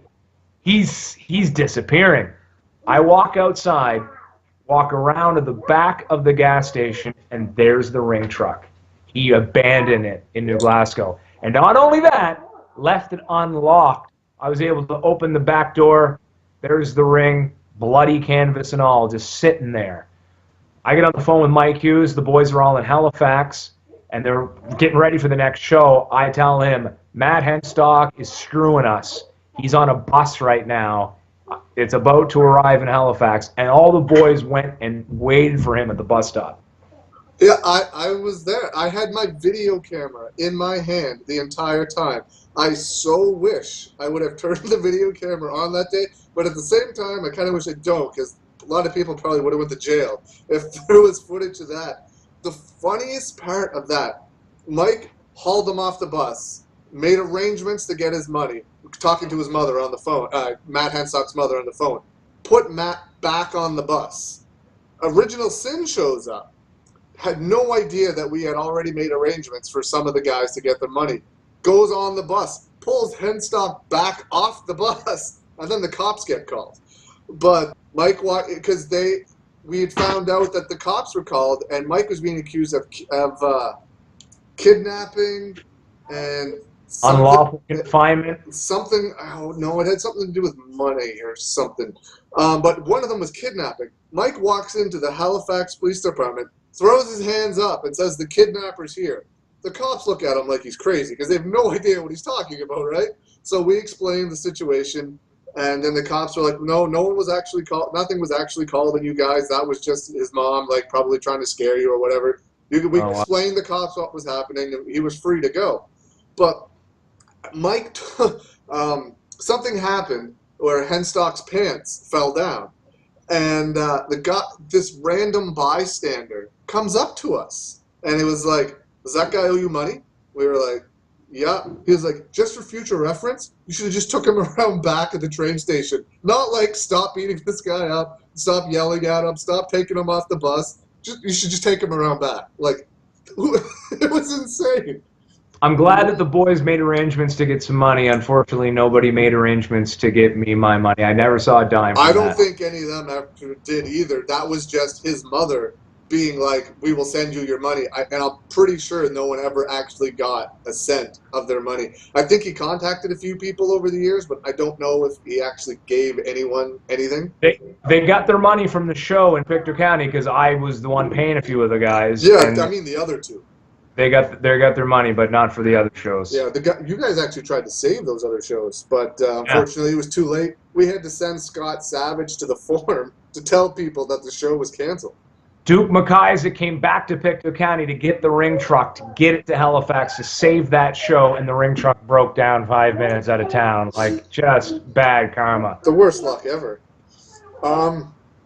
After that, see, that show, the show you promoted, and the other two, were supposed to be a TV series that me and Cinder were trying to put together for Eastlink, I guess, or whatever station it was.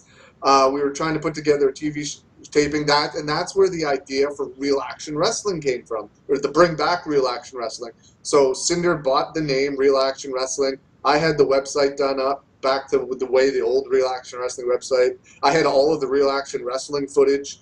We ended up getting sued over all of that, but that one show happened. The ring was broken. The ring had no ropes, had 3 posts. I don't know if you remember Damian Spades or Julian Spades, Ryan Durnford. We had a coffee table under one side, Spades holding the posts up for the entire show that night. What do you remember memories of that show?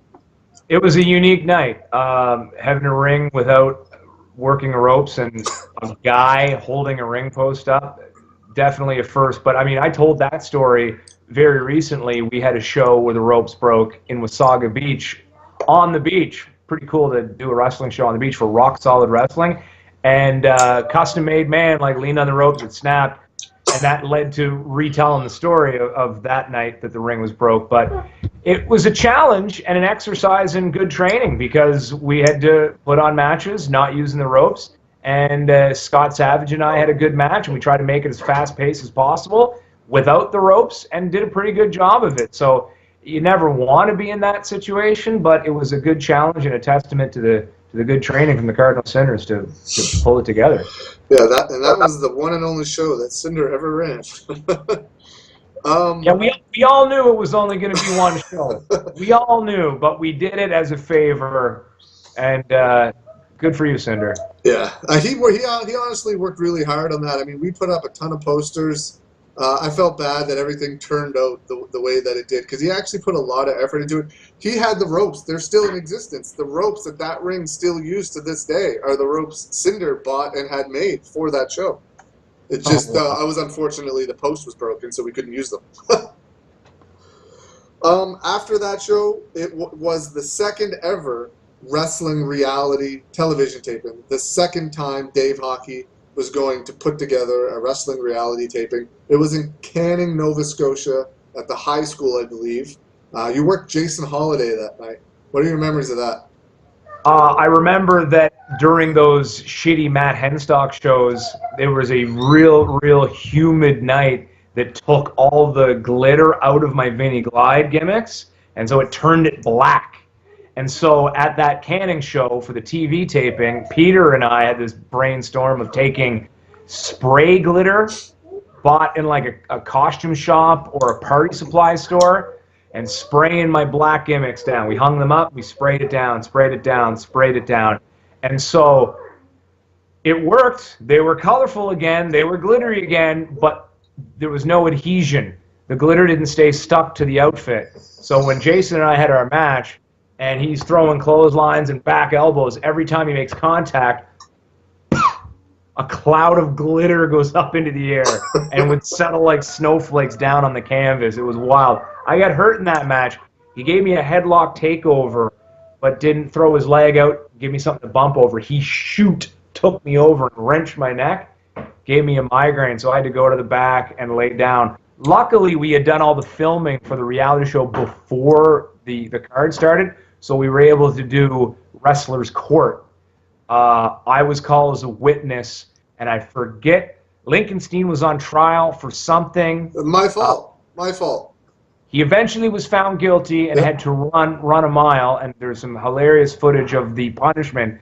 But the court itself, I was called as a witness, and I can remember I can tell you why Steen was in court, because it was my fault. What happened? I did an interview with him, and I asked him about Jason Holiday, and he said that Jason Holiday only gets booked because of his look. And then that's why Steen was in court. Okay. Continue. Well, it's not your fault. No, but I knew the answer before I asked the question. I didn't think Steen would actually get in trouble for it, you know? Right. Well, I mean, there's a case to be made for that. Again, going back to the head wrenching and migraine headache I had, but I had to drive home that night because I had to do a morning show the next day. I dropped you guys off and continued on, and I was so tired. And whether it was pain pills I took for my head, whether it was being hurt, whether it was the late night or a combination of all, I had to pull over in Truro and actually sleep because I was falling asleep at the wheel. And I've never experienced that in my life, and it's scary. So I got off the road, slept a little, and drove straight to the radio station in time to do the show, and it turned out to be the worst radio show in history. I was going to run, or I did, me and Sarah Dunsworth from Trailer Park Boys ran a show together. We booked the Multipurpose Center again, and I wasn't not going to book you or Cinder this time. I was making sure I was booking you guys. Cinder was moving to Ontario in a few weeks, so he couldn't do it. But I booked you, but you weren't. You were in shape before, but you kind of showed up. Vinny got fat. Vinny got fat. What happened? Vinny got fat. It was a great chant from the crowd that night. They knew who I was, and they remembered when I wasn't fat. That's a positive to take from it. I got fat. Yeah, I was never in shape. You were in better shape. Well, yeah, thinner. I owe Peter Smith and Mike Hughes an apology before I tell the story. They have been on me since day one of training. You got to get in the gym, like any wrestler training should. And we lived in a gym when we toured full time with ACW. Buddy Lane put us in a gym. Now I was on the ring crew, so I had to leave hours before anybody else with Bobby Bass. I set the ring up, I wrestle, I'm there late, tearing the ring down. Typical dues paying ring crew work. But if I wasn't doing ring crew or driving or wrestling, I was sleeping. So I didn't take advantage of living in the gym. It's taken me 35 years of life to finally get it through my head. And I'm in the best shape of my life now as I'm winding down the wrestling career. But I showed up to the Maritime Cup 3 50 pounds overweight. I didn't want to work. I was in a bad place mentally, and I basically had left university, you know, where you go to get a journalism degree and end up working at your small town AM radio station back in your home, which that and settling down and getting married before I was really ready to, and for the wrong reasons. I was in a bad mental place. And in 2018, it's a lot easier to talk about mental illness, and back then it wasn't so much. So I have no problem telling you I was in a deep depression, completely out of shape, in a bad place. And that is why the Blob showed up to work that show. Although I am proud of a moment when a fan like got in my face on my way to the ring and was jeering me, and little spittle of French fries were coming out, and he said something, and I just hit his French fries back into his face, and he was covered in ketchup, and I was like, yeah. I showed that guy to spit on me. One of my favorite fan interactions, but not one of my best matches. I worked Julian Young, great talent. I was excited to wrestle him, and I wanted to put on a competitive match and do things I've never done before. So I attempted to do the Chris Jericho dropkick out of the corner. I jumped up on the turnbuckles, and then my out-of-shapeness caught up to me, and I just slipped and fell and landed and blew the spot, and that is why things were so terrible. Well, you moved out west shortly after that? Yeah, and this leads into the reason why you and I haven't spoken in 10 years and why I haven't spoken to Lincoln Steen in 10 plus years. And I was in a bad place, and I decided to make good on it. I had started to do some really cool things with the radio station, the same radio station that being there led to my depression. I started to do some cool stuff like go to LA to see JD Fortune on the Rockstar In Excess show, and I got to pitch Wrestling Reality at the time. We'll get to more of that in a second. I got to go to the Canadian Country Music Awards and cover them thanks to George Canyon. I was doing cool stuff. My confidence started building back up. I kind of get out of the mental cloud I was in and decided to right some wrongs. And so I basically got married to the first person that would have me because I didn't think I deserved any better. I never thought anybody would ever want to marry me.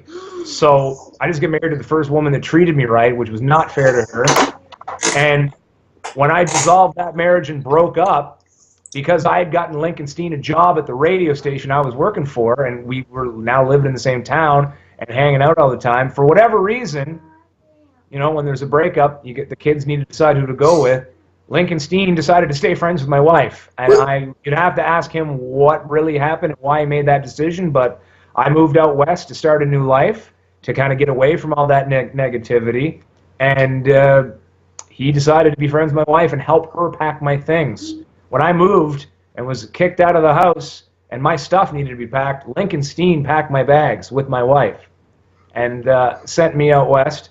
And then for whatever reason, I mean, he was entrenched in the business, and all you guys were buddies, and so it seemed like I had heat with everybody.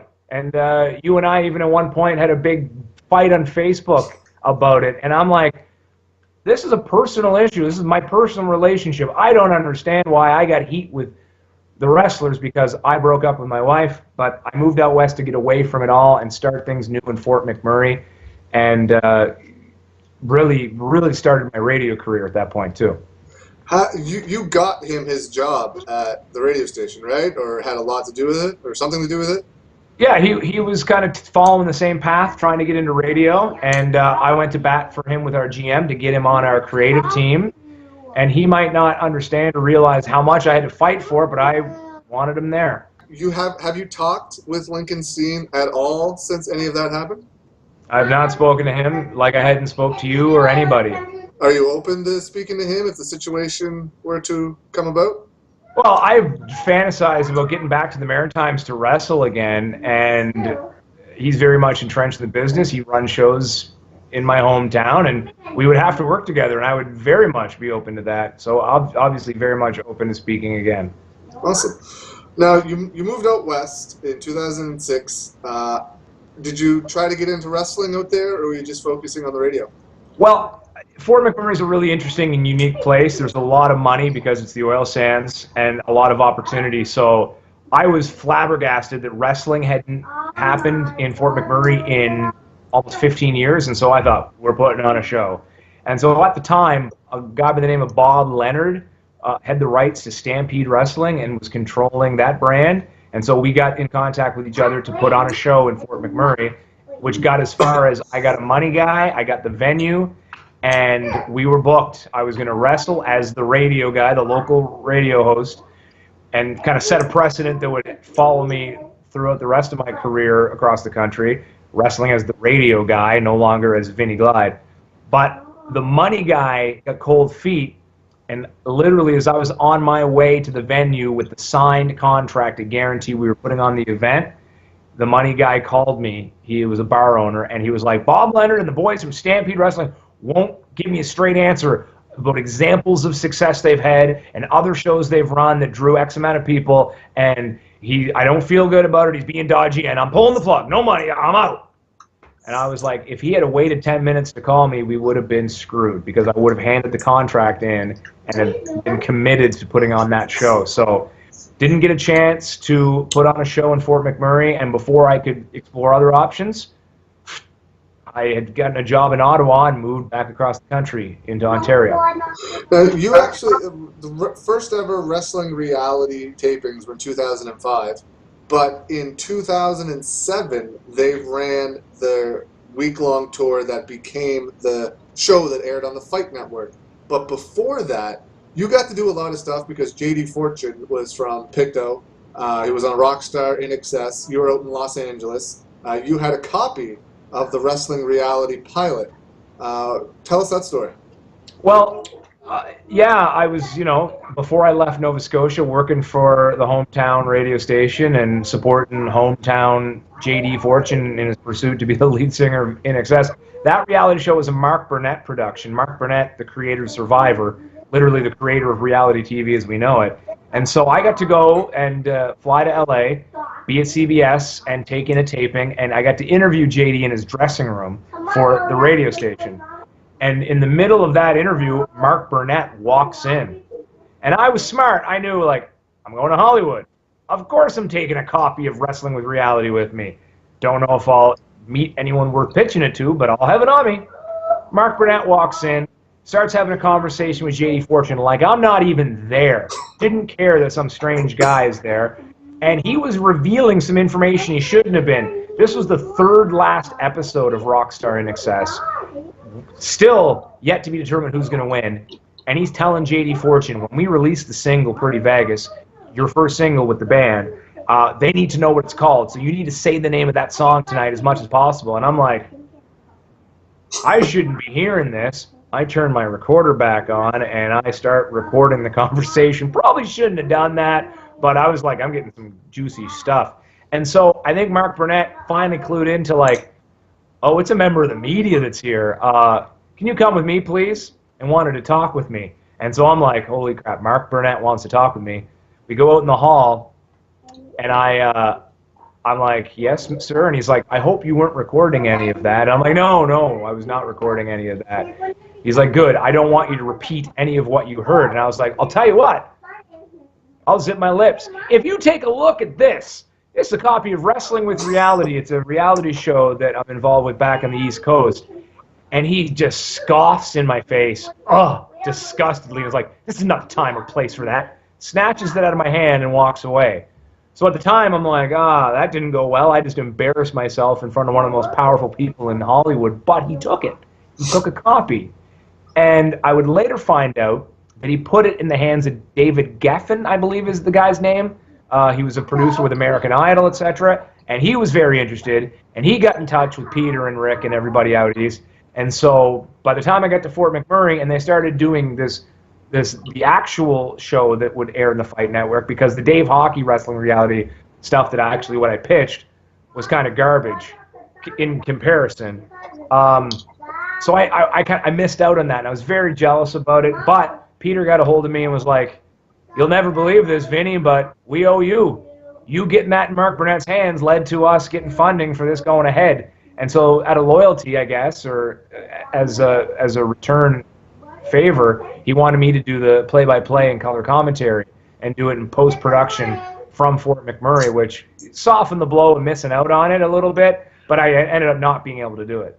Yeah, they had Darren Harvey, who was a radio guy from Kentville, I think, maybe, somewhere in that area. He did the play-by-play, but he did it live at the shows while the shows was happening. Yeah. That's always better. That's always better to do that. Yeah. Now, we stopped talking in 2007. It's now 2018, so I don't really know a lot of what you've been up to for the last almost 11 years.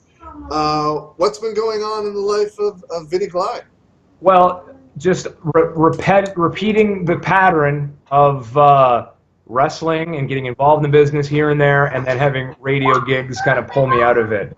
I moved to Ottawa, as I mentioned, at one point in 2008, and the first thing I did when I hit town was call whoever's running the local wrestling scene, and that turned out to be Devin Nicholson, Hannibal, and he was running shows, and I kind of offered my services, and his eyes lit up. Radio guy, free radio publicity on Shea 106, the powerhouse legendary rock station of Ottawa.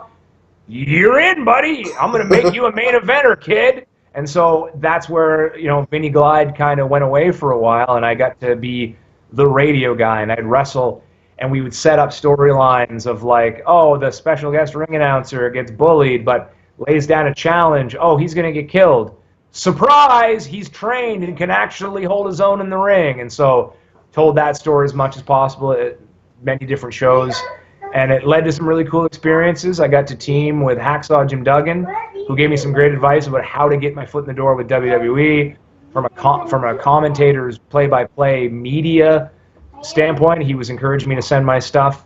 I got to wrestle Jinder Mahal in his last ever match before reporting to developmental. So his last indie match was with us in Ottawa, and I got to work with him. Terrible match.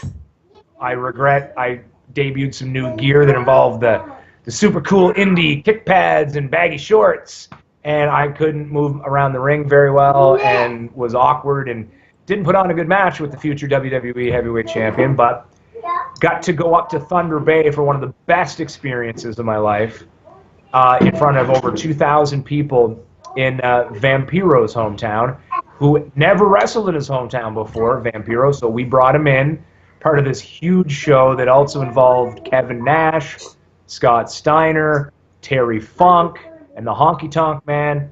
And I was originally supposed to wrestle the Honky Tonk Man, but he had just implemented his no-bump policy. Honky Tonk Man's given all that he's given to the business, decided he doesn't take bumps anymore. And so Devin wanted to go a different direction with that match. Plus, they had this brainstorm of him working Kevin Nash in a street fight with Terry Funk as the referee. So they rejigged the card at the last second, and surprise, I get to wrestle Vampiro in his hometown debut. This is past his WCW prime and before Lucha Underground. So we had a press conference. This is how big the show was. We had a press conference in a hotel the night before, and it wasn't a worked press conference.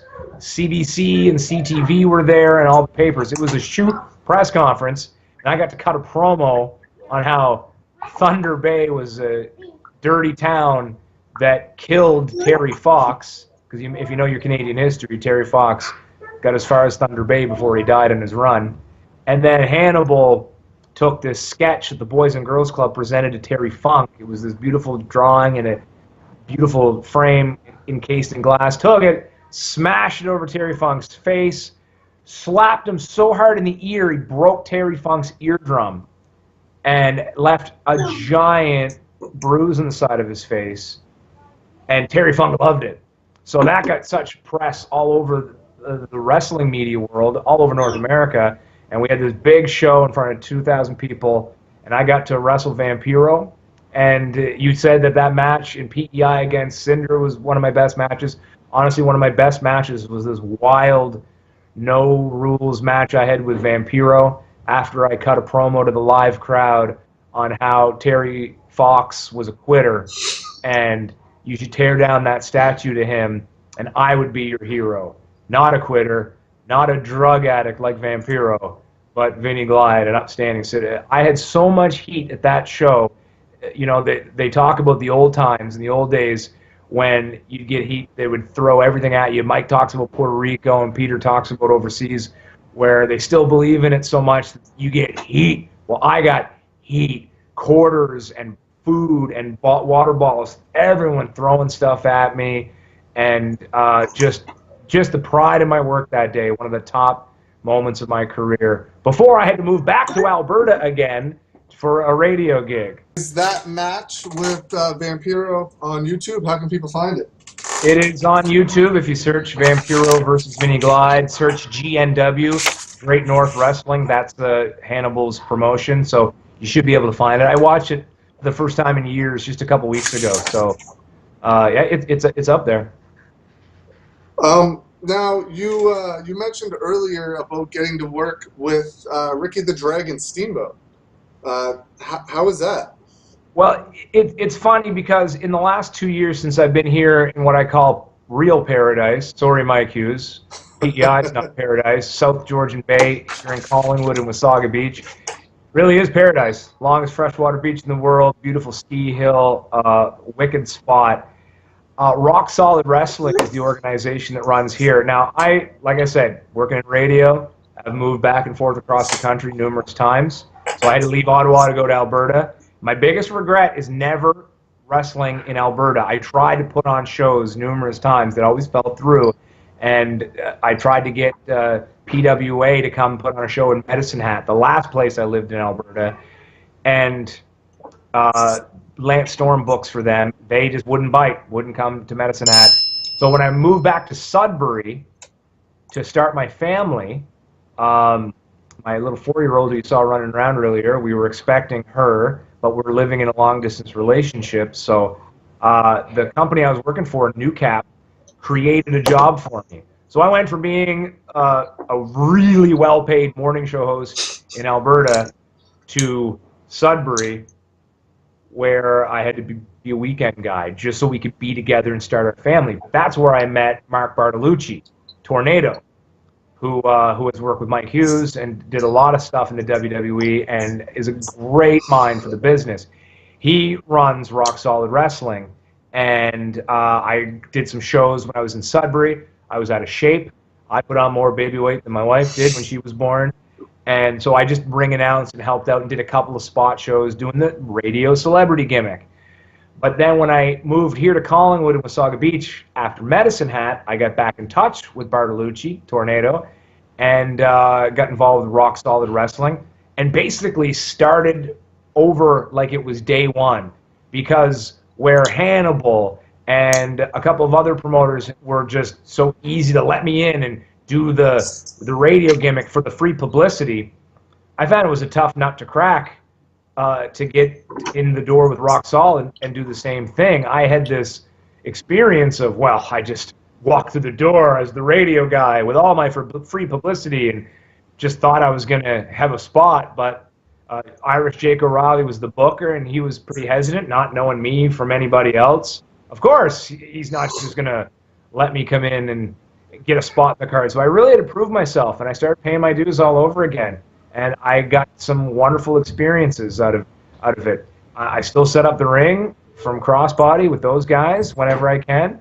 I did a couple of ring announcing spots. They needed a ref for a show, so I stepped in and refereed and did a pretty good job of it. That they were like, oh, this guy kind of does know the business a little bit. And so they were giving me more and more opportunity. Then I started doing a managing gimmick, and because obviously I've got the gift of the gab and I can rock the mic pretty well, so they paired me up with a couple of guys that are great wrestlers but maybe not as good on the mic to help get them over, and it worked. So slowly but surely, after kind of starting all over again, I've kind of earned my spot on the Rock Solid Wrestling roster and got to do some cool stuff with Mick Foley and, as you mentioned, Ricky the Dragon Steamboat. I became friends with the promoter, John Edwards. In my opinion, definitely the best wrestling promoter in Ontario. Rock Solid Wrestling putting the best top to bottom product out for wrestling fans in Ontario. It's a family show that has just a perfect mix of kind of an old school booking mentality with some new school talent. And Cody Diener appears with us regularly, and I've gotten to do some really cool stuff with Cody Diener. He's awesome. In fact, Ricky Steamboat came to town, and I got to manage in the match between Cody Diener, who Ricky the Dragon Steamboat was in the corner of, and Playboy John Atlas, who I got to be in the corner of. And the finish of the match saw Ricky the Dragon Steamboat and Cody Diener give stereo DDTs to Playboy Atlas and myself, And Steamboat told me later, he was like, during my peak in the business, man, the DDT was always Jake's thing. So I've never given a DDT in my whole career. He's like, in fact, I think you're the one and only DDT I've ever given. And I'm like, well, that's so awesome. I'm the only DDT Ricky the Dragon Steamboat's ever given. But he gave more than just a DDT. He gave me advice. I got to travel with him. And one of the coolest moments of my entire life and career was him seeking me out in the dressing room at one of the shows. I'm in a different room, and I hear the Dragon calling out, Benjamin! Benjamin! In his regal tones, because he's such a nice guy, and he's such a well-spoken guy. He's seeking me out. He's like, I had this idea about your character. So not only is he looking for me, but he's looking for me to tell me something he thought up for me. One of the coolest things to just be a part of, and he told me this idea for my managing character. And so it's been a really cool ride with Rock Solid. I have gotten to do the radio guy gets in the ring thing at some local shows in Wasaga Beach and Collingwood. And I've wrestled a few times and had some pretty good matches, which I think went a little further to earn some respect. And so we're gearing up for what will be my last wrestling match next month on the Family Day weekend here in Ontario. Your last match ever? Well, you can hear the 4-year-old running around making noise throughout this entire process. I'm 35, and I mentioned this philosophy earlier, work smarter, not harder. I get paid the same if I'm wrestling on a Rock Solid Wrestling show than I do if I'm managing on a Rock Solid Wrestling show. The key thing is I'm getting paid. And so I might as well take one bump and drink my wine because I drink wine, then beat myself up and take 20 bumps. So I'm working smarter, not harder, and I'm saving my body and still getting paid and still contributing to the product. And they're giving me one last chance to have a final match. And so I'm working one-on-one against Anthony Darko, who is a phenomenal in-ring talent, and I look forward to challenging myself as a not full-time wrestler, the radio guy, to put on the best match on the card and have one last hurrah in the best way possible. What's it like? You do a lot with Sean Morgan's Crossbody Wrestling Academy, or you have. I've seen some videos and stuff, you guys in the ring together online. What's it like working with him now as opposed to 15 years ago, I guess now, 16 years ago? Well, he's just put together such a body of experience and is doing such a really good job training guys with Notorious TID. He's down there with Tid and Custom, and they got a really good thing going on right now, and they're doing shows at their school monthly as well, and having some fun and putting out a pretty good product. It's night and day. I actually hooked back up with Ben years before this when my ex was going to school in London where he was living. We got to hook up, reconnect, and then he was one of the Ontario guys that came out east during those henstock debacles, and so we were just kind of reacquainting with each other every few years, and now we work very closely because Rock Solid Wrestling uses the crossbody ring, and those guys are always on the shows, and so they were very gracious to allow me in advance of my return to the ring for the first time in a few years last year to come down to the school every week and train and get the rust off and work out with them at their gym, and I owe them a big debt of gratitude for that. But putting that effort in, I didn't have to do that. I could have just showed up, wrestled, put on a half-ass match, taken my paycheck. But putting the effort in to shake the rust off, get in the best shape I could, and get in the ring as the best version of me I could, I think went a long way of kind of earning my spot on the Rock Solid Wrestling roster. So I've got Crossbody to thank for that. This past week on Facebook, Peter Smith said something about you. Now, he comes from the time of when Maritime Wrestling, you toured full-time. You made your living wrestling full-time in the Maritimes. And in 2002, at the end of 2002, that's when that stopped, and it's never been done again, where you made your living paying your bills full-time wrestling. But he said about you that you were the last person to ever get broken in the way you got broken in the old school way, and that you never complained once about it. What does that mean from you, coming from him, of somebody that's toured the world more than once? Oh, that's a great compliment. I don't know if he meant for me to see that or not. He was commenting on someone else's Mine. yeah, he was commenting on your post. I believe the greatest compliments are ones that you're not meant to hear. They're compliments that happen behind your back. That's as good as it gets as a compliment from Peter Smith, and it does mean a lot because I pride myself in being respectful. I run my mouth a lot, and I'm a professional talker, but I've always kept my mouth shut in the locker rooms, and I've always done what I can to pick my spots and be entertaining when I can. He said that I was called upon to be the court jester. I accepted that role humbly. In fact, one of the stories involves Corporal Chaos, Josh, and myself having an epic boxing match at the gym we were staying at. Mike and Pete just threw us in the boxing ring and said, "Dance, puppets, box for us." I won on points. And it's just an example of, you do what you can do to entertain the veterans and just make life more fun, I guess. And I've always listened, spoken when spoken to, and I still do that today, 18 years in the business almost, with rock solid wrestling. Because you're always learning, you always keep your ears peeled, and you can pick up on things. And so for Pete to say that, I don't know if it's a testament to me more than it's a testament to the state of the business. You said it. The full-time touring promotions ended, and I happened to be there at that time. So the business changed, and thus people entering the business after that were just entering a different world. And so, there's a lot of being broken into the business that can happen when you're on the road 6 days a week. My ex-wife, at an after show one time, Bobby Roode wouldn't let us leave, and he was pretty greased up, and I was just, all I could do was bow my head and let my ex-wife fall for the gag that he was running every time, because we were on the way out the door, and he would be like, "Come back here," and she would go, and it was just, and everybody was waiting for me to react and waiting for me to blow up, and it was just like, nope. Oh, Bobby wants to tease my ex-wife. Go right ahead. so many stories. I almost feel like a Forrest Gump of pro wrestling in many ways. Since I never committed, I always had radio as a backup.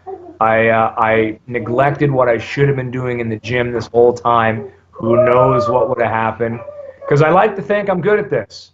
I've always been a good bumper, a good storyteller, a good seller. I've always gotten the business. I've always taken direction well. So who knows what would have happened if I had my head out of my ass and committed to it a little bit more. But for what I have done in the business, it's felt a lot like Forrest Gump. Feeling like I've just lucked into some things. What was it like for you way back when, being around Bobby Roode, knowing how good he was then to seeing him on the biggest stage in the world right now? What was it like for you being around him back then? Well, it's easy in hindsight and retrospectively to look at the roster that Real Action Wrestling had when I just first started going to shows and when we were touring, and almost take for granted how good of a talent roster it was. And we didn't realize at the time how special it was until we look back, except in the case of Bobby. Even being there in the moment, we knew Bobby was pretty special. And I would always wrestle my match and try to get cleaned up so that I could go and look and watch Bobby do what Bobby did. Bobby wasn't at the training school as much as Peter and Mike was, but when he was there, it was a special moment, and I was honored to learn chain wrestling from him and learn how to tell a story with chain wrestling. That is an art, and some people just throw away chain, rush through it, and some people say with high spots it's throwaway, but he could tell a story with a high spot and tell a story with the chain wrestling, and a lot of the guys can, but him particularly I took that from, and we knew then that Bobby was pretty special. Do you talked about your favorite matches with Vampiro. Do you have a favorite moment in your career, like not necessarily a match, but something special, maybe something that happened during a match or just during a show, like a favorite moment? Well, I mean, it doesn't get any better than Sweet Sarah wearing my panties. I mean, she literally had Vinnie Glyde on her crotch. But that wasn't during a show. That was after a show. During a show. During a show? Okay. Well, I mean, there's the DDT from Ricky the Dragon Steamboat. Right. We did a recent show where I was managing Daddy Davis, who is a wrestler whose gimmick is simply he's a better dad than you are. And so he comes in the ring with the diaper bag and he lectures everybody on how to be a better father and parent. And we promised at the end of the match we were going to make Cody Deaner eat the baby bottle. So guess who ended up eating the baby bottle at the end of the show? So I take a DDT from Cody Deaner. I'm out cold. Baby bottle gets pulled out. In my mouth it goes. The place went nuts. This was a show in Sudbury, part of the Italian Festival. But Cody Deaner's so amazing with the kids. He didn't just stop with McCully eats the baby bottle. He took kids out of the crowd to put the baby bottle in my mouth and to pin me while I was unconscious. And if you watch the video, the kid is over the moon, like best experience of her life, getting called out, getting in the ring, pinning the evil manager and putting a baby bottle in his mouth. Just where else can you get paid to be put unconscious and put a baby bottle in your mouth, but professional wrestling? That's just one example of a million. I could spend another 3 hours just telling some of those stories from shows. Do you have anything in closing you'd like to say to any fans, family, or friends that might be watching this? Cinder, where the hell are you? I have gone to Toronto to with the family because my in-laws live there numerous times, and I try to go find Cinder, and I literally kicked the door in at the restaurant he was working for, looking for him, and I walk in and I'm like, "Where's Cinder?" And he wasn't working that day. So I could probably communicate a little more with him on social media. He's a busy guy, and if you know Cinder, you know that he has many irons and many fires and tries new things, and he's kind of all over the place. So Cinder, where are you? Get in touch. Maybe I can get you booked on a Rock Solid Wrestling show like I got you booked in Ottawa that time. You're welcome. Fans on the East Coast are the best fans. Seeing the kids here in Ontario react to wrestling is awesome, but East Coast fans are the best, and they really, really had my back that time, not taking the refund at the Matt Henstock debacles.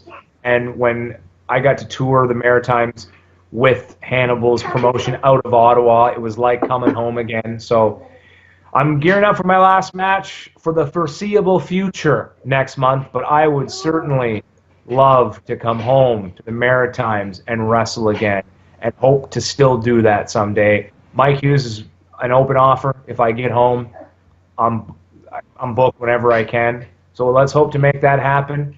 And if I got to go settle some scores with Lincoln Steen in the ring at the Hector Arena for the Lobster Cup at the Lobster Carnival, I'll do that too. That's the main event. Lincoln Steen versus Vinnie Glyde. Built-in story, maybe not so much for the kids. You have to go to the bar for that one. But for the main event for the Lobster Cup, 2018 Lobster Cup. Book it. I'll see what I can do. Well, I want to thank you for taking your time again to do this interview. I really appreciate it. It's been great catching up with you for the 10 almost 11 years now since we've talked. And I really appreciate you taking the time out to do this interview with me. I really enjoyed it. Thank you for having me, and for the frank discussion, for putting up with her cameo appearances. I'm not sure how much you can hear of her playing in the background, but this is life of a family man. Who's your favorite wrestler, Helena? Sasha Banks and God. Sasha Banks and all the wrestling girls? Has she ever seen you wrestle? Boys. I only like the girls. Doesn't like the wrestling boys, only likes the wrestling girls. I think that's a parenting win right there. She has seen me wrestle. She came out to the Snowman Mania Rock Solid Wrestling show last year, and I got to take her in the ring afterwards. Awesome. And it was not to sound mushy, but it was a moment. That should be your favorite moment. Yeah. You know what? I think so. But and gets the most toys wins and gets a surprise. She's cutting a toy. promo right now. She's going to be there next month for my last match, and we'll do it again. You can come in the ring with me, honey, and that'll probably be the best moment ever. And I want to do a DDT to you. You're going to do a DDT to me? Yeah? Oh, that's gimmick infringement. Cody Deaner might have something to say about that. Okay, let's go to a game picnic. Yay! That's awesome. There you have it, folks. All right. Thank you very much for taking your time to do this interview. I really appreciate it. I hope if you ever get back home that we can catch up in person. Absolutely, anytime. I overdue for a trip out east and overdue to get in the ring out east. Awesome. Thank you very much.